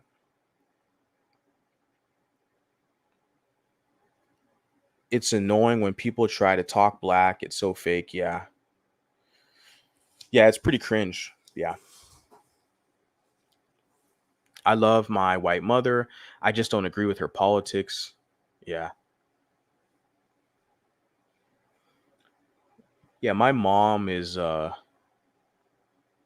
don't even want to get into it. It's not even for me to say. It says I don't like being around AAs, which is why I left the community at 18, but believe me, there really is no need to act black. I think the people who want to act black is kind of to put up a facade. I mean, if you're a black person, you act black, it makes sense, right? But if you're like a mulatto who acts black, it's like, I feel like it's kind of a facade they're trying to put up, this act to get acceptance, get that street cred or that barbecue card, right? Something like that. Because a lot of them, I'm looking at them, it's not paying off unless they're in like academia. There's some kind of social justice warrior or something like that. Maybe they can get some kind of grants, some federal grants, some monies for their little liberal project. And it's not even going to be exclusively for black. Like they're so pro black, these mulattoes, but when they get involved in academia, it's going to be based off Title IX. It's going to be for like LGBT and gender, and illegals, for pro immigrants and shit. Like it's not even going to be exclusively for black. You got a lot of these mulattoes in academia with their white mama and their black daddy who was never around, but they're trying to, identify with the black side. They're trying to fill the void because their black daddy was never around. So they want to identify so hard with the black side, right? So they get a black partner. Talk about the men now. They get a black woman that they marry and have kids with, fit into the black community, and they're serving this righteous journey, to be a pro-black. But like I said, with Title IX and the academic structure, none of that stuff is going to go exclusively to black people. It's going to be cut in a pie between illegals, quote unquote, undocumented workers, and of course, LGBT. So, and if it goes to black people, quote unquote, it's going to go to black women who are going to be intersectional feminists, quote unquote, LGBT. So it's like the LGBT pie is going to be pretty big. Their piece of the pie in academia. So these pro-wax and these black identified mulattoes in academia, it's hilarious how they think we don't see the game. Like, and I'm university trained, I have a degree. Okay. And I've been there. We see what's going on. Mulattoes are the most beautiful and our men are unstoppable is how I see things, but everyone is entitled to their own opinion. Yeah. I mean, when I look at the mulatto men, like you got Derek Jeter, MLB, Major League Baseball, right? Derek Jeter. We look at rock and roll. We got Tom Morello, mulatto. We look at entertainment. We got a plethora of motion picture. Halle Berry, Dwayne Johnson's, father looks mulattoes, mom's Polynesian Blasian, right? But we got who else? Vin Diesel, like I said, Halle Berry. The list goes on in motion picture. In sports, Patrick Mahomes. And we got in science, we got the astrophysicist, Neil deGrasse Tyson, right? Puerto Rican mother, black father, mulatto. And politics, we got, they're all tools right now because we don't. The thing is with the politics is, yeah, even on the right side, I'm looking at these mulattoes on the right, these mulattoes on the left, and yeah, more on that in the future. I don't want to get into that right now. Dr. Umar loves black women so much. Why didn't he marry one? He needs them to support, because the pro blacks, it's the women control the pro black shit. And Pookie, the thug, Savage, Pookie, and Ray Ray, they just serve black women with the pro black crap. But it's black women who run the pro black stuff. That's the market. They're selling them hopium, right? And we take hits for other races. I remember having this elderly hillbilly ask me, "Are you one of those Arab Muslims?" Oh, wow. The hatred of white mom biracial is weird, just as someone, yeah. The thing is, it's only when you deal with the blacks. Like, nobody else out here in society says, "Oh, you got a white mom. You're biracial with the white mom," right? Maybe some white men actually. I went, yeah. I maybe there's white guys. If I'm in public with my white mom, that's happened a couple times. They'll be mad at my mom. It's like, oh, she slept with a black guy, and look at him, right? So that will occur, but not as frequently, not as much as when you analyze on social media. You talk about the hatred of white mom biracials. That's all these powerless African Americans on social media, right? That's basically where you get it. Outside of that, I don't see it, right? So it's just a powerless bunch on social media. The person that made the N word already knew my race and did it intentionally to try to make me mad. Yeah. Or that called. Yeah. Excuse me. I want to know why, when it comes to mulattoes, why are they acting like our parents brainwashed us 24/7? They never assume any of us had normal childhoods. Thanks to those ones. W. Yeah. Yeah, people make a lot of assumptions. And that's the reason why I think for me, the social media is crucial, because it gives us a voice. So now it's like, look, they can make all the assumptions they want, but now we're here and we're spitting this fire, so to speak, right? Where I'm giving people a voice. Open panel, guys. We're live. Everybody, you can have a voice too. Just click the link. And I'm doing my part, let people know, yeah, we're here. We're not going to let people speak for us anymore, because the past, several years, I'm having these pro-wax spread their conspiracies, speak for us. You got identity issues. You're on the fence. You just hate being black. I'm not letting these people speak for me. Okay. Right. And I'm saying them because it's more so them that are running their yap on social media about mulattoes than damn whites are. And the whites, they do a lot of ways too, like I said, but they spread the conspiracies where they literally say, oh, it's the Jewish people behind you. The Jewish people are paying you off, and it's a Kalergi plan. It's a conspiracy and all this shit. I'm like, what the hell? I'm not getting paid off by anybody. I got my Cash App on the screen. No Jewish man is giving me money. What the fuck? And you come to find out, a lot of these same individuals, they're getting paid off by Jewish people. Sean Hannity, Nick Fuentes, Kanye West, all these motherfuckers, they're all getting paid off. That's what I'm saying. It's a whole racket, okay, of these grifters and internet media personalities, and they're all getting paid off, but they're trying to find a scapegoat and push the blame on someone else. And with this whole mulatto discussion, look, the black nationalists will blame white people for weaponizing mulattoes against them. The white nationalists will blame the Jews for weaponizing mulattoes against them. So either way you cut it, you have these groups who are literally positioning mulattoes to be scapegoats, to catch all the blame, right? My whole thing here is we got to challenge this stuff and give people a voice. Okay. Says, to be fair, my mom was always working and I just walked off into the city. I was fine, though. Thankfully, none were bold enough. I'm not sure if there was context there prior to that. Literally only benefited growing up poverty and danger is, street smarts. Yeah. You're talking about in the street smarts. Yeah. I don't wish to even be around these individuals like that to develop that. The street smarts type of stuff. So Dermon Chevalier puts, I'm on the East Coast. By next time, I like to jump into the conversation. Yeah, you're a little bit ahead of me. in the time frame, but it's all good. There'll always be another time for sure. True, there are a large population of blacks in Houston. You put all communities are echo chambers. Yeah, so let them be offended. It's okay for mulattoes to have their own space. That's the thing. They try to shame you, literally. Not maybe not you, but me particularly. Oh, you want your own little echo chamber. I've heard people say that shit about me. I'm like, everybody else has their echo chambers because I'm in white male spaces, white men spaces. They have their echo chamber. That's fine.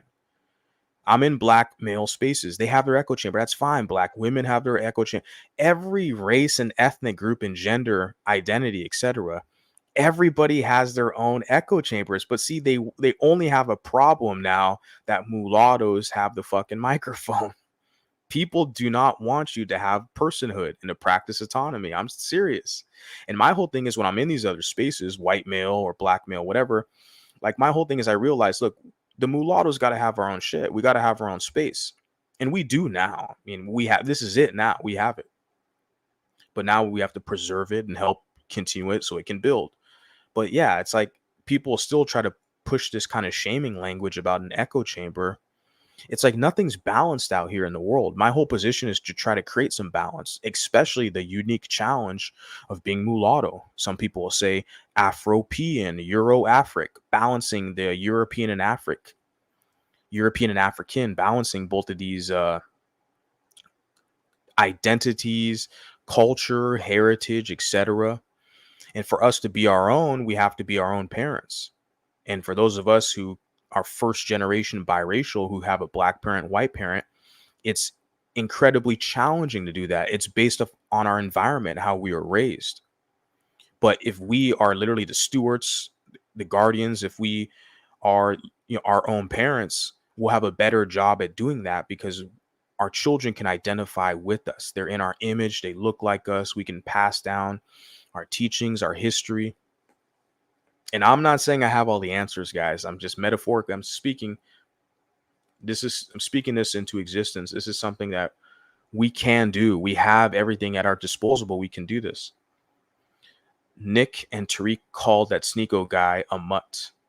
I think he's 25% black and Asian and white or something. Yeah. And that Sneeko guy is a punk. I don't listen to that clown. He's one of these red pill manosphere guys, Fresh and Fit. He's from the whole Fresh and Fit crew, Sneeko. You just look at the guy. Is that a man, a masculine man who's a fucking warrior? You think I'm going to listen to that guy? I only take guys who, seriously, that literally have results, that are battle tested combat veterans, guys who can make money, who have success with women. Okay, these are guys, the only guys I'm going to basically listen to, observe, and try to analyze. You look at the guy like Sneeko, he looks like a fucking mark. He looks like a pushover. And I mean, I give him credit to where I saw a couple months ago, he went to a gym and he sparred competitor Sean Strickland in the cage. It's like an MMA sparring match, kind of for fun. They filmed it. And he got the fucking shit beat out of him, of course. You're going against a pro fighter, right? So I give him respect for that. Like, at least he's doing some training, some sparring and shit. He got slapped up. But nevertheless, like, I don't watch Sneeko's content or Fresh and Fit. None of these guys. Like, he's from that crew. So yeah, you got Nick Fuentes and Tariq talking shit, calling him a mutt. And he's like, what? And the thing is with Sneeko, he gets no love from me because I think he publicly said he's against race mixing, even though he's mixed race. Yeah, he's like white, black, and Asian. What they call that? Cabination or something like that. Isn't that like what Tiger Woods' is kind of configuration? I think that's the term they use for that, like a multiracial who's European, African, and Asian. They call it cabination. I think that's the proper pronunciation. But yeah, I'm not surprised with the Sneeko guy. But it's funny because I guarantee you Sneeko makes more money than Tariq and Nick Fuentes. I guarantee you. You can say what you want. I don't like the guy. I don't follow him on social media. I know who he is, but I'm pretty damn sure he makes more money than both of these guys. So they can talk all the shit they want. And look, Tariq Nasheed is a typical Bantu savage. Look who he's married to. He goes to bed and sleeps. He lays in a bed with a quote unquote mutts every night. But see, he's a typical Bantu savage. He doesn't like the men. He doesn't like the mixed men. because they're competitor males, but he likes the women, right? So he's a typical one of these FBA savages. So yeah, I'm not surprised. Nick Fuentes is an incel who is possibly closer to the middle in the sexuality spectrum. Yeah. I feel like Nick Fuentes is trolling people to get rich and famous. Yeah. Yeah. It's kind of unfortunate that his name popped up and now I'm kind of reading these comments. I brought him up. I just used him as an example because I remember he said something like he's against race mixing and all this shit. But yet he was hired on, taking money, getting paid by Kanye West, who's like a pro race mixer. So I'm like, you can't make this shit up, man. These people are such frauds out here. All their integrity goes out the window just to make a buck, right? But they have a following. Hey, Tariq Nasheed has a following. He's another scammer, grifter. Okay. I think Crew at Black as well because they said something about lacking melanin.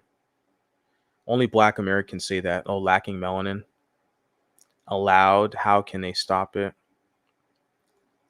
I'm not a divester, but I just see the degeneracy. I'm not pro black, by the way. Sorry if my comment was confusing. My comment didn't show up in the chat section. You pro black? You said you're not pro black?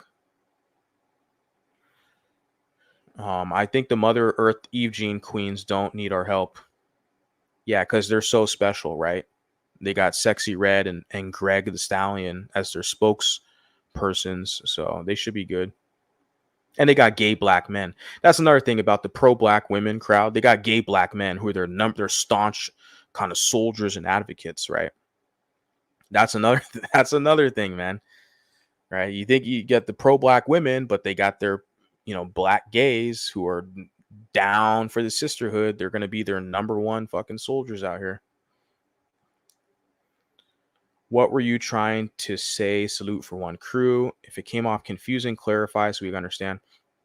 Most Black American women aren't good mothers. Damn. And you have a Black American mom. So it hits different when you say it, right? I don't know where that stereotype come from Black women taking care of masses kids. Oh, good.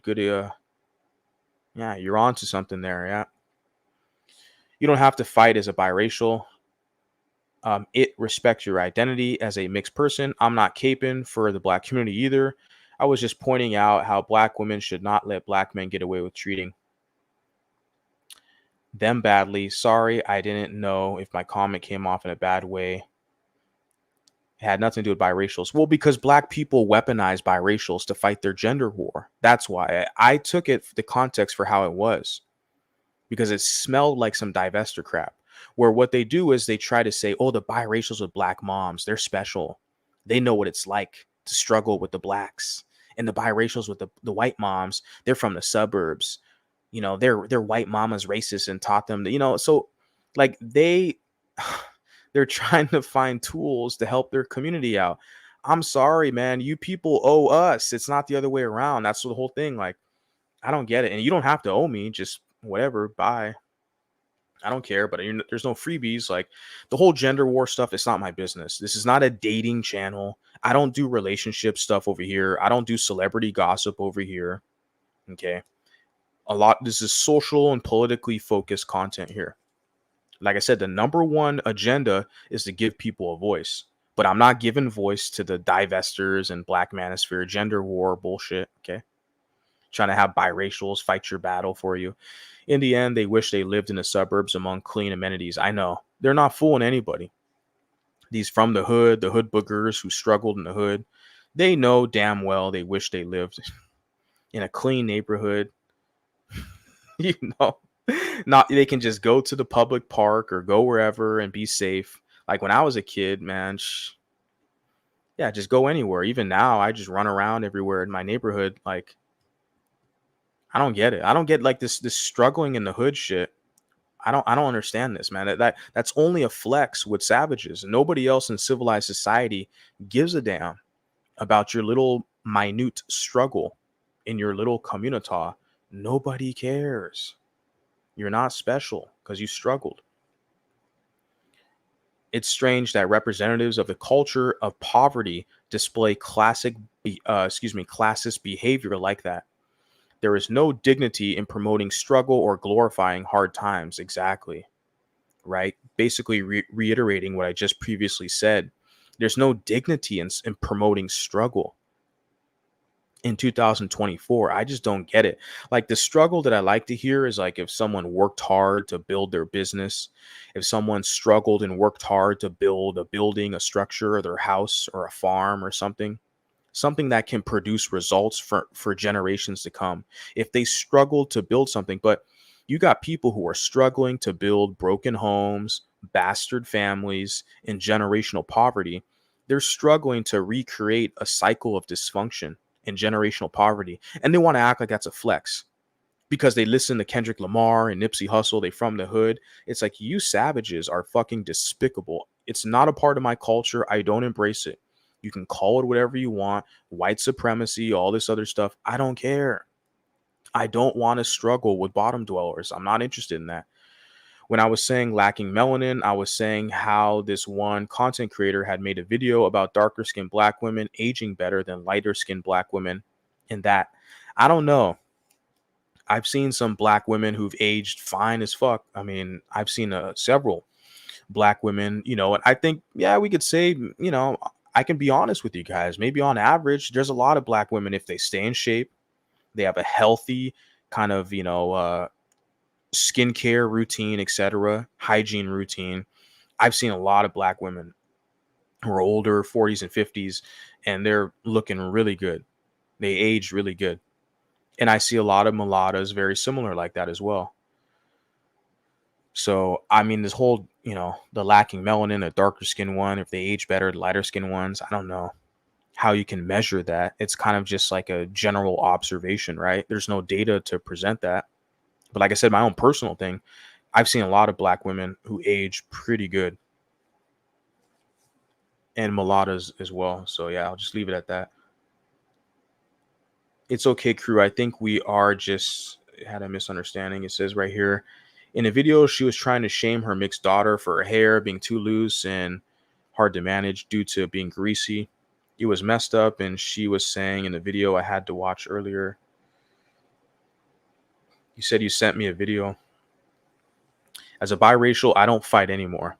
I'm proud to be half white, half black. More importantly, mulatto. If I encounter ignorant people, I try to educate them. If they remain ignorant, I move on. Exactly, Val. As a light-skinned black woman, I found it hypocritical when black women say that they have the Eve gene, but then say that we are all mixed because of slavery, or when they cry to the white men for help even though they have the Eve gene. Yeah. Since black women have the dominant Eve gene, I wonder why black men date outside their race the most. If black women can birth any race of children. The USA is bringing in so many Venezuelans to replace the black vote. They're going wild in NYC. They're going to ban them eventually due to the types of crimes I've seen recently. Jewelry smash and grabs are one thing with insurance, but unaliving kids is a bigger problem. It's crazy, crazy. I don't think black Americans help anyone. Even when they get out of the hood, they blow money on women and cars, not their people. That's a general statement, right? There's a lot of validity to it, but it definitely is generalizing. Do they help anyone? I mean, is there philanthropists? There's philanthropists amongst other groups, but I would say white Americans, because they're the majority in America. They are the most, philanthropists. So, and they have disposable income. They support their local churches. They donate to their church. They donate to charity funds, etc. I worked for a nonprofit in Orange County. It was a Segerstrom Center for the Performing Arts. So they had classical music and Broadway musicals, stuff like that. So I was an usher there. I got to watch all these live performances. But that whole organization, that whole, it was literally developed. It's a what they call the tax code, 501c3 tax status, right? So nonprofit, the whole entire, so it's like, in all the philanthropists, the donors, they call them, who support and sponsor that entire organization. So I would say the whites are the biggest, but there are black people who do as well. A lot of times you see that with the churches. Like my grandmother, she is a strong advocate in the church that she volunteers at, and every week she volunteers in her church. So she is giving back. So she's not like blowing her money on women and cars or whatever. But yeah, just want to say that. Says I think they are banning them from government assistance soon and taking away Section 8 due to all the crimes, children. Yeah, the thing is with the whole, and you got Biden who's talking about student loan forgiveness and childcare and all this crap. We already know which demographic he's catering to with that. The people who are so stupid, who got a college degree and they have debt up to their eyeballs. That isn't me. And debt free. I got a college degree, got a bachelor's degree, debt free. But you got some people, they got like they got thousands of dollars in debt. And those are the people who are going to vote for Joe Biden to get that debt, which of course the taxpayers, we're all going to end up paying for that anyways.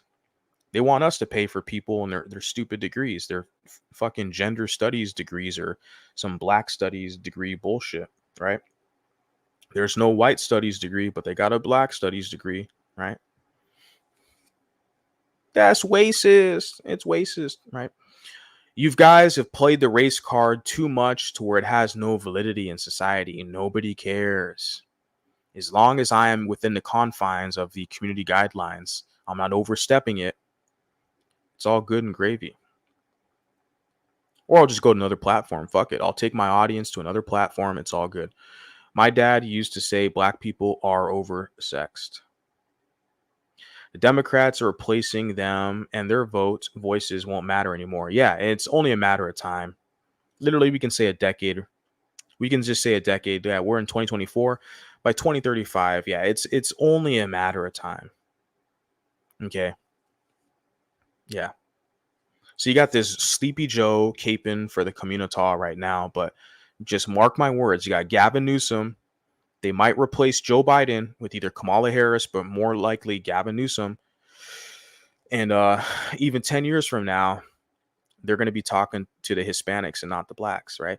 So like I said, I did a video talking with Dr. Umar. He's upset because they're losing numerical power in Black America, where Dr. Umar doesn't want mixed people to check multiracial or mixed. He wants us to just identify as black and check black to serve blacks so that their political influence can rise, right? He doesn't want mulattoes to have a political consciousness. What's the best interest for us? What do we need for our jobs, our resources, our healthcare, right?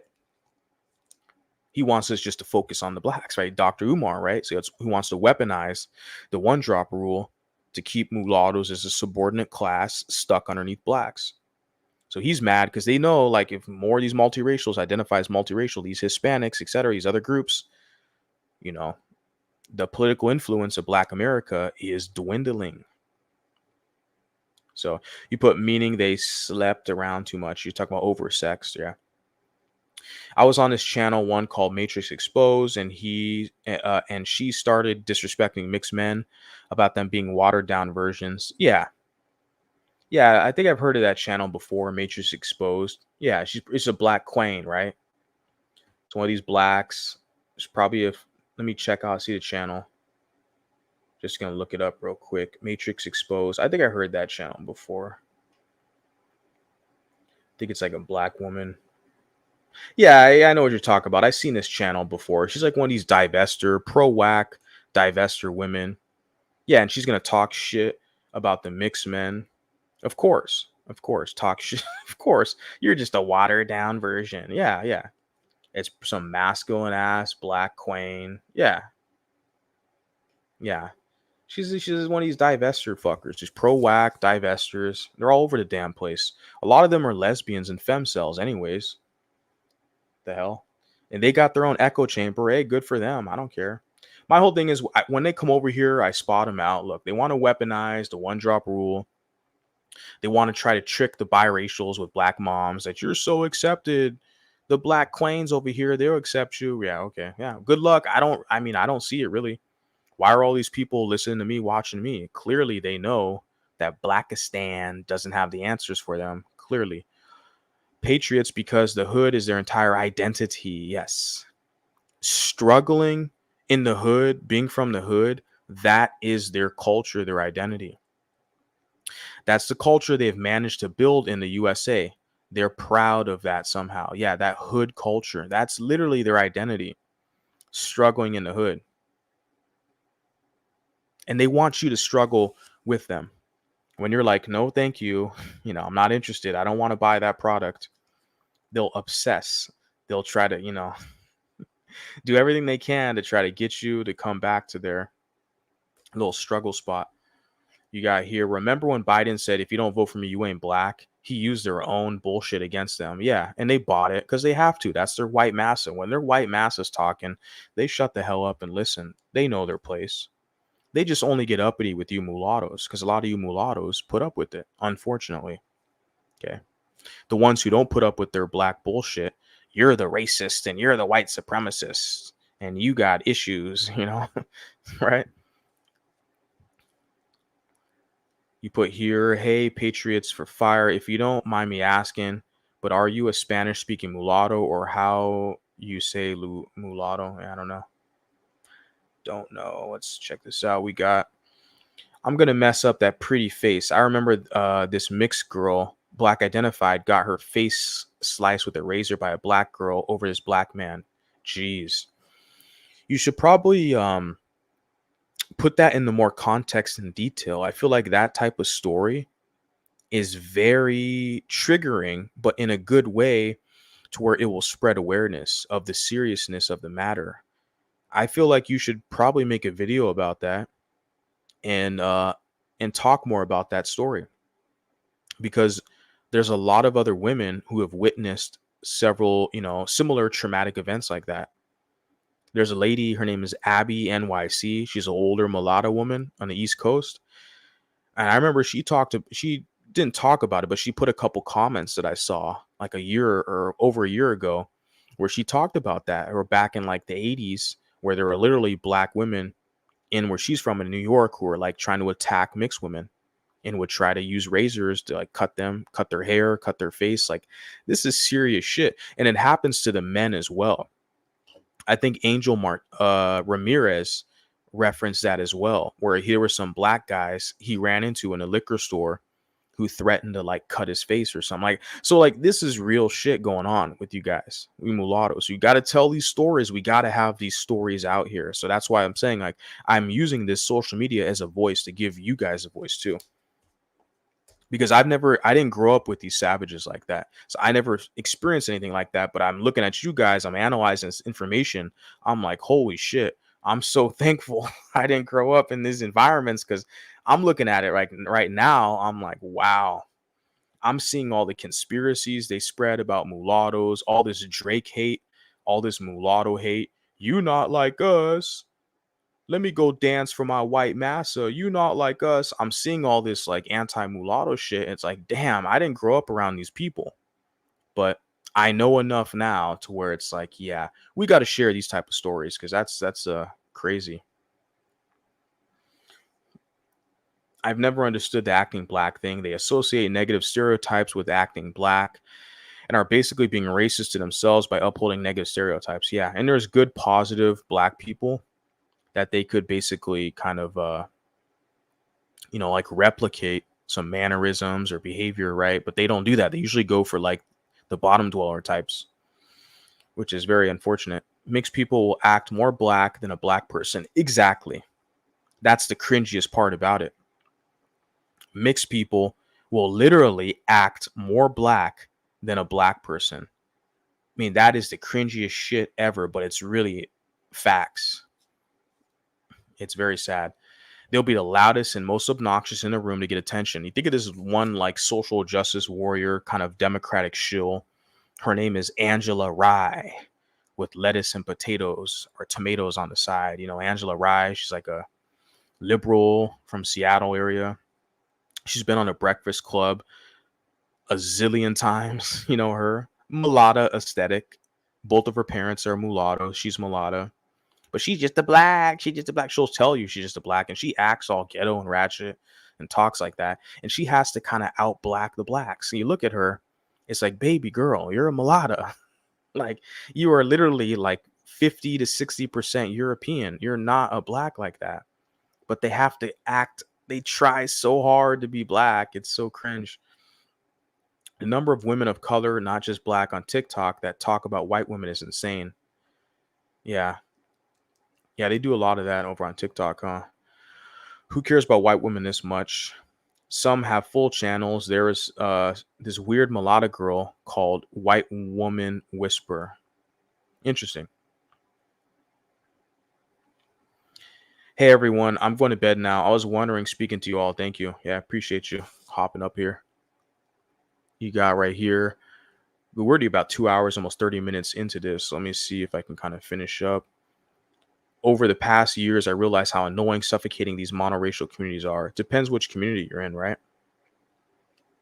Take your pick. You know, what community? Because there's some communities where you can actually learn how to hunt and fish. You can learn prepper supplies, how to build. You can learn scientific concepts. There's some communities where you can actually learn something for survival, to be a better individual. Some communities, not so much. I had a black woman black woman neighborhood once, and she lived on the second floor in her apartment complexion. She would always smoke 24/7 to point where the air started to smell at night. I think she would hit her. Yeah, I don't know. That sounds pretty harsh. You put, well, he did let another man bang his girlfriend in front of him. I don't know who that was. What guy? My mom was okay, but some of my aunts are awful. Additionally, black women have the highest infanticide rates in the USA. Interesting. That's scary. Got South African colored in the house. Elroy, shout out to you. You said it is, yes, it's 7 in the morning for you, South Africa. We're in our second month of the winter season. Oh, yeah. South of the equator for sure. Interesting discussion as always. Another day having to deal with problematic dark skinned Bantus. Yeah. I don't know about that. I'm not dealing with any dark skinned Bantus today. Today is more so community service. I was going over some comments, and some of it's kind of interrelated with our relationship and I guess our kind of proximity with these other groups. My whole thing is the basically the lack of integrity and the gaslighting and the weaponization of the one drop rule and how it takes place here in America. And it puts a lot of mulattoes in an unfortunate situation. And a lot of these comments that I reviewed basically talked about that. And a lot of them kind of glossed over how a lot of mulatto people, specifically a lot of women, I'm going to call it out, how they have a pathway to blackness. Okay, instead of kind of grouping up with other mulatto men, they don't have to. They can do whatever the hell they want. I'm not telling these women who they should date. I don't care. But my whole thing is, there's a lot of them. They know their pathway to blackness is to get with a black guy, and they get with a black guy. They have a black guy's kid. Okay, cool. But you're not married to him. You're struggling to pay for school supplies, and now you're jumping on social media talking shit about mixed and light skinned men. We're like, okay, something's not adding up. Like, that is not going to continuously be acceptable amongst more men.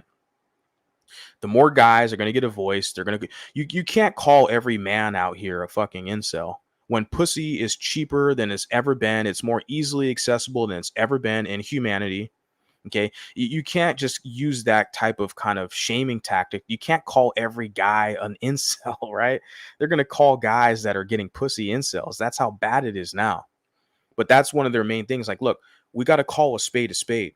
When we see this type of behavior where you want to promote dark-skinned men and slander mixed men, there's an issue there, because I don't see mixed men slandering mixed women to promote dark-skinned women. I just don't see that with any of these guys. I don't see it.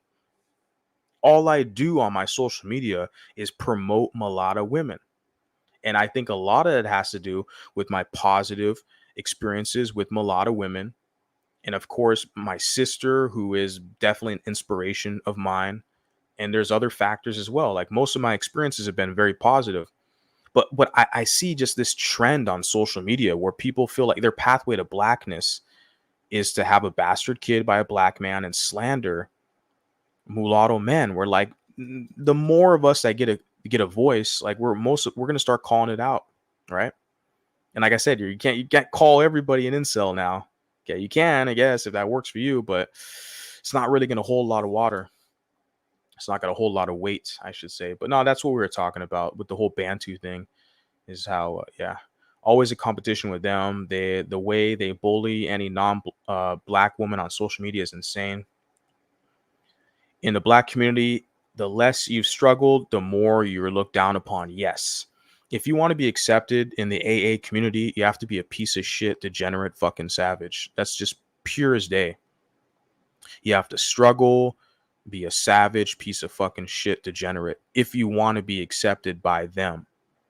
Okay. They'll look down upon you if you had a good upbringing. This is just facts, which is why black people who are well off lie about their upbringing to try to act more hood to get respect. Exactly. You have a black guy like a Kanye West who's from a middle class Chicago neighborhood. His mother was very influential in his life. That's why I kind of felt like it hit him hard, Kanye West, when his mom passed away. He kind of had a mental breakdown because his mom was a big influence in his life. She was a very good woman from what I'm seeing. She raised him, and she raised in a good neighborhood. From all the reports I'm saying, I'm not a fan of Kanye. I don't like his music. I don't study the guy. But from like the reports that I've seen, Kanye West's mom was very influential, was a very good woman who worked hard. She did the best she could to put Kanye in a good neighborhood, good environment. He was raised in a middle class environment in Chicago, right? But Kanye West has to act all extra hood to fit in with the hood boogers and all that. And that's at the macro level because he's a celebrity guy. But that happens all across the board, across the country, in other communities where, yeah, this is a very real phenomenon where you got black people who are raised in good circumstances who got to try to fit in with the culture and got to act all extra hood and all this. It's very unfortunate. I'm just not one of the guys. I'm not pretending. Fuck that. I wasn't raised like that. Okay. So it's all good where I'm at. Let me see what we got here. I read a study many years ago that suggests black don't crack is a result of black people using more moisturizing products than other populations. No genetics component found. They have a joke with blacks, the pro wax. They talk about shea butter. They talk about shea butter, Twitter, and shea butter, all this. Like, that's their joke. Is them using this like butter lotion, cocoa butter lotion, and all this shit. So yeah, they're known for using moisturizing products. Even they talk about ashy and dusty, your ashy kneecaps and your ashy and this and that. They're making that reference because they're always lotioning up and all this crap, right? Yeah. It's sad that other black get hated on for just simply growing up in a stable environment. I'm doing well. They hate seeing their own do well. That's what they call crabs in a bucket, right? Crabs in a bucket. I hope Biden doesn't win. That man is worse off than many people who live in a retirement home. Yeah, the cognitive decline is very apparent with Joe Biden. He's definitely earned the name Sleepy Joe, right? You hear that presidential debate, he's like mumbling and stuff. It's pretty bad. Interesting because Matrix Live Exposed said that she wasn't a divester and that she hates biracials who identify as black in her last video. But funny enough, she okay with being around lesbian, non-black women who don't. Yeah, well, from all I see, this Matrix Exposed person, because I'm on her page, discusses about Satan's tricks to trap God's people into the Matrix. She's a pro-black, right? She's talking about. She has a video 6 days ago about Star Melanina. You guys heard of her, Star Melanina? And it says black and white males paying prostitutes to cyberstalk and troll me. Okay. She's talking about Star Melanina, who's like a black woman who does sex work. She did one on Exoticals United 3 weeks ago. It says exotical and biracial women's obsession with black American women. And he has a video here. Black male teacher gets little black girls to groom him. She's a fucking divester. It's all like, even these damn divestors pretend like they're not divestors. Okay, they're all pro-black, pro-lesbian, fucking divestors. Yeah, yeah. I know who she is. The Matrix Exposed. I've seen enough within these kind of social media, little small circles, whatever. It's just some pro-whack divester lesbian shit. It's sad to see black folks work in conjunction with ultra progressive non-black folks to keep heavily black areas in the gutter with the fear of gentrification. Why don't black folks deserve nice neighborhoods? I don't know. Where are they at? Where are the nice black neighborhoods? I'd like to know. Because it's a badge of honor to be like from a slum, right? That's kind of what they position the culture. They want to mock like Carlton Banks. Carlton Banks got a white woman. He's good. He's got mulatto offspring. He's doing good. Living in a good white community, safe, civilized white people, white, gated community. He's good. They can mock him all. They laugh at him. They used him as like a standard of like a black dork. The Fresh Prince of Bel-Air guy, Carlton Banks. Black America mocks him. Oh, you act like Carlton Banks, ha ha ha. But it's like, bro, he's living like, he's winning in life, man. Like I know he's in a damn good, nice neighborhood with his white wife and mulatto kids. Like, I know he's living good, man. Safe. It's hilarious how like they try to flex like struggling so hard where it's like, damn, like who's buying into that shit? You put here, it's like, why don't black folks deserve nice neighborhoods? I don't know. Yeah, I don't know where the good ones are. I'd like to know. Date black men, but she trashes divestors a lot, saying that they worship white men too much. That she tells black women that white people are stalking or messing with their paycheck. That black women will be working till day. Oh, I talk about the Matrix Exposed, whatever. I don't know. I didn't know she was pro-black because I know she is pro-black. I mean, you just said right here, she trashes divestors because they worship white men. She tells black women that white people are stalking her and messing with her paycheck. Okay, so she's telling black women to fear white people, right? And she dates black men. She trashes divestors. I mean, that sounds like pro-black to me. Pro-black because I know she had talked about Tariq Fraud Sheed leeching off black women and being a hypocrite. Her channel is sometimes full of contradictions. It's kind of toxic. Yeah, I've only know, yeah, whatever. I don't really care about that individual. I meant social media spaces that focus on their specific race audience. Please don't slander me anymore for being mulatto. Trump. Who's slandering you for being mulatto? Not me. And I think that's all we got right now. I got through all your guys' comments. I know like a couple weeks ago, I had that long live stream. I was like, holy shit, the chat was popping. There was no way I was going to get through all your comments. I try to do the best I can. But I'm just chilling Saturday evening. We're going into Sunday. And just relaxing, living my life. I'm definitely going to enjoy this summer. I'm super excited for what I got planned going on. Gonna enjoy myself, enjoy my life, and of course I'm gonna keep you guys posted with all that. Gonna share all those kind of developments and stuff like that. But I got some fun shit that I've already got scheduled and planned going on, so I'm just excited to just explore the world, live my life, and enjoy this whole process. You put here, Trump's primary interest in black people is to secure their votes. Yeah, they're not a significant donor class. He just wants those votes to pull those Democrats over, which he already has a lot. Trump has a lot of the black supporters, black voters as well. He's done a monumental job pulling a lot of the black Democrats off the Democratic ticket into the Republican ticket. So he's already done a good job with that. Cool, guys. That's all I got this evening. Love you guys. I appreciate you guys being out here this evening. If you guys like the content, hit the like button, share the video, and post a comment. Let's keep this thing going on, and I'll talk to you guys pretty soon. So peace out.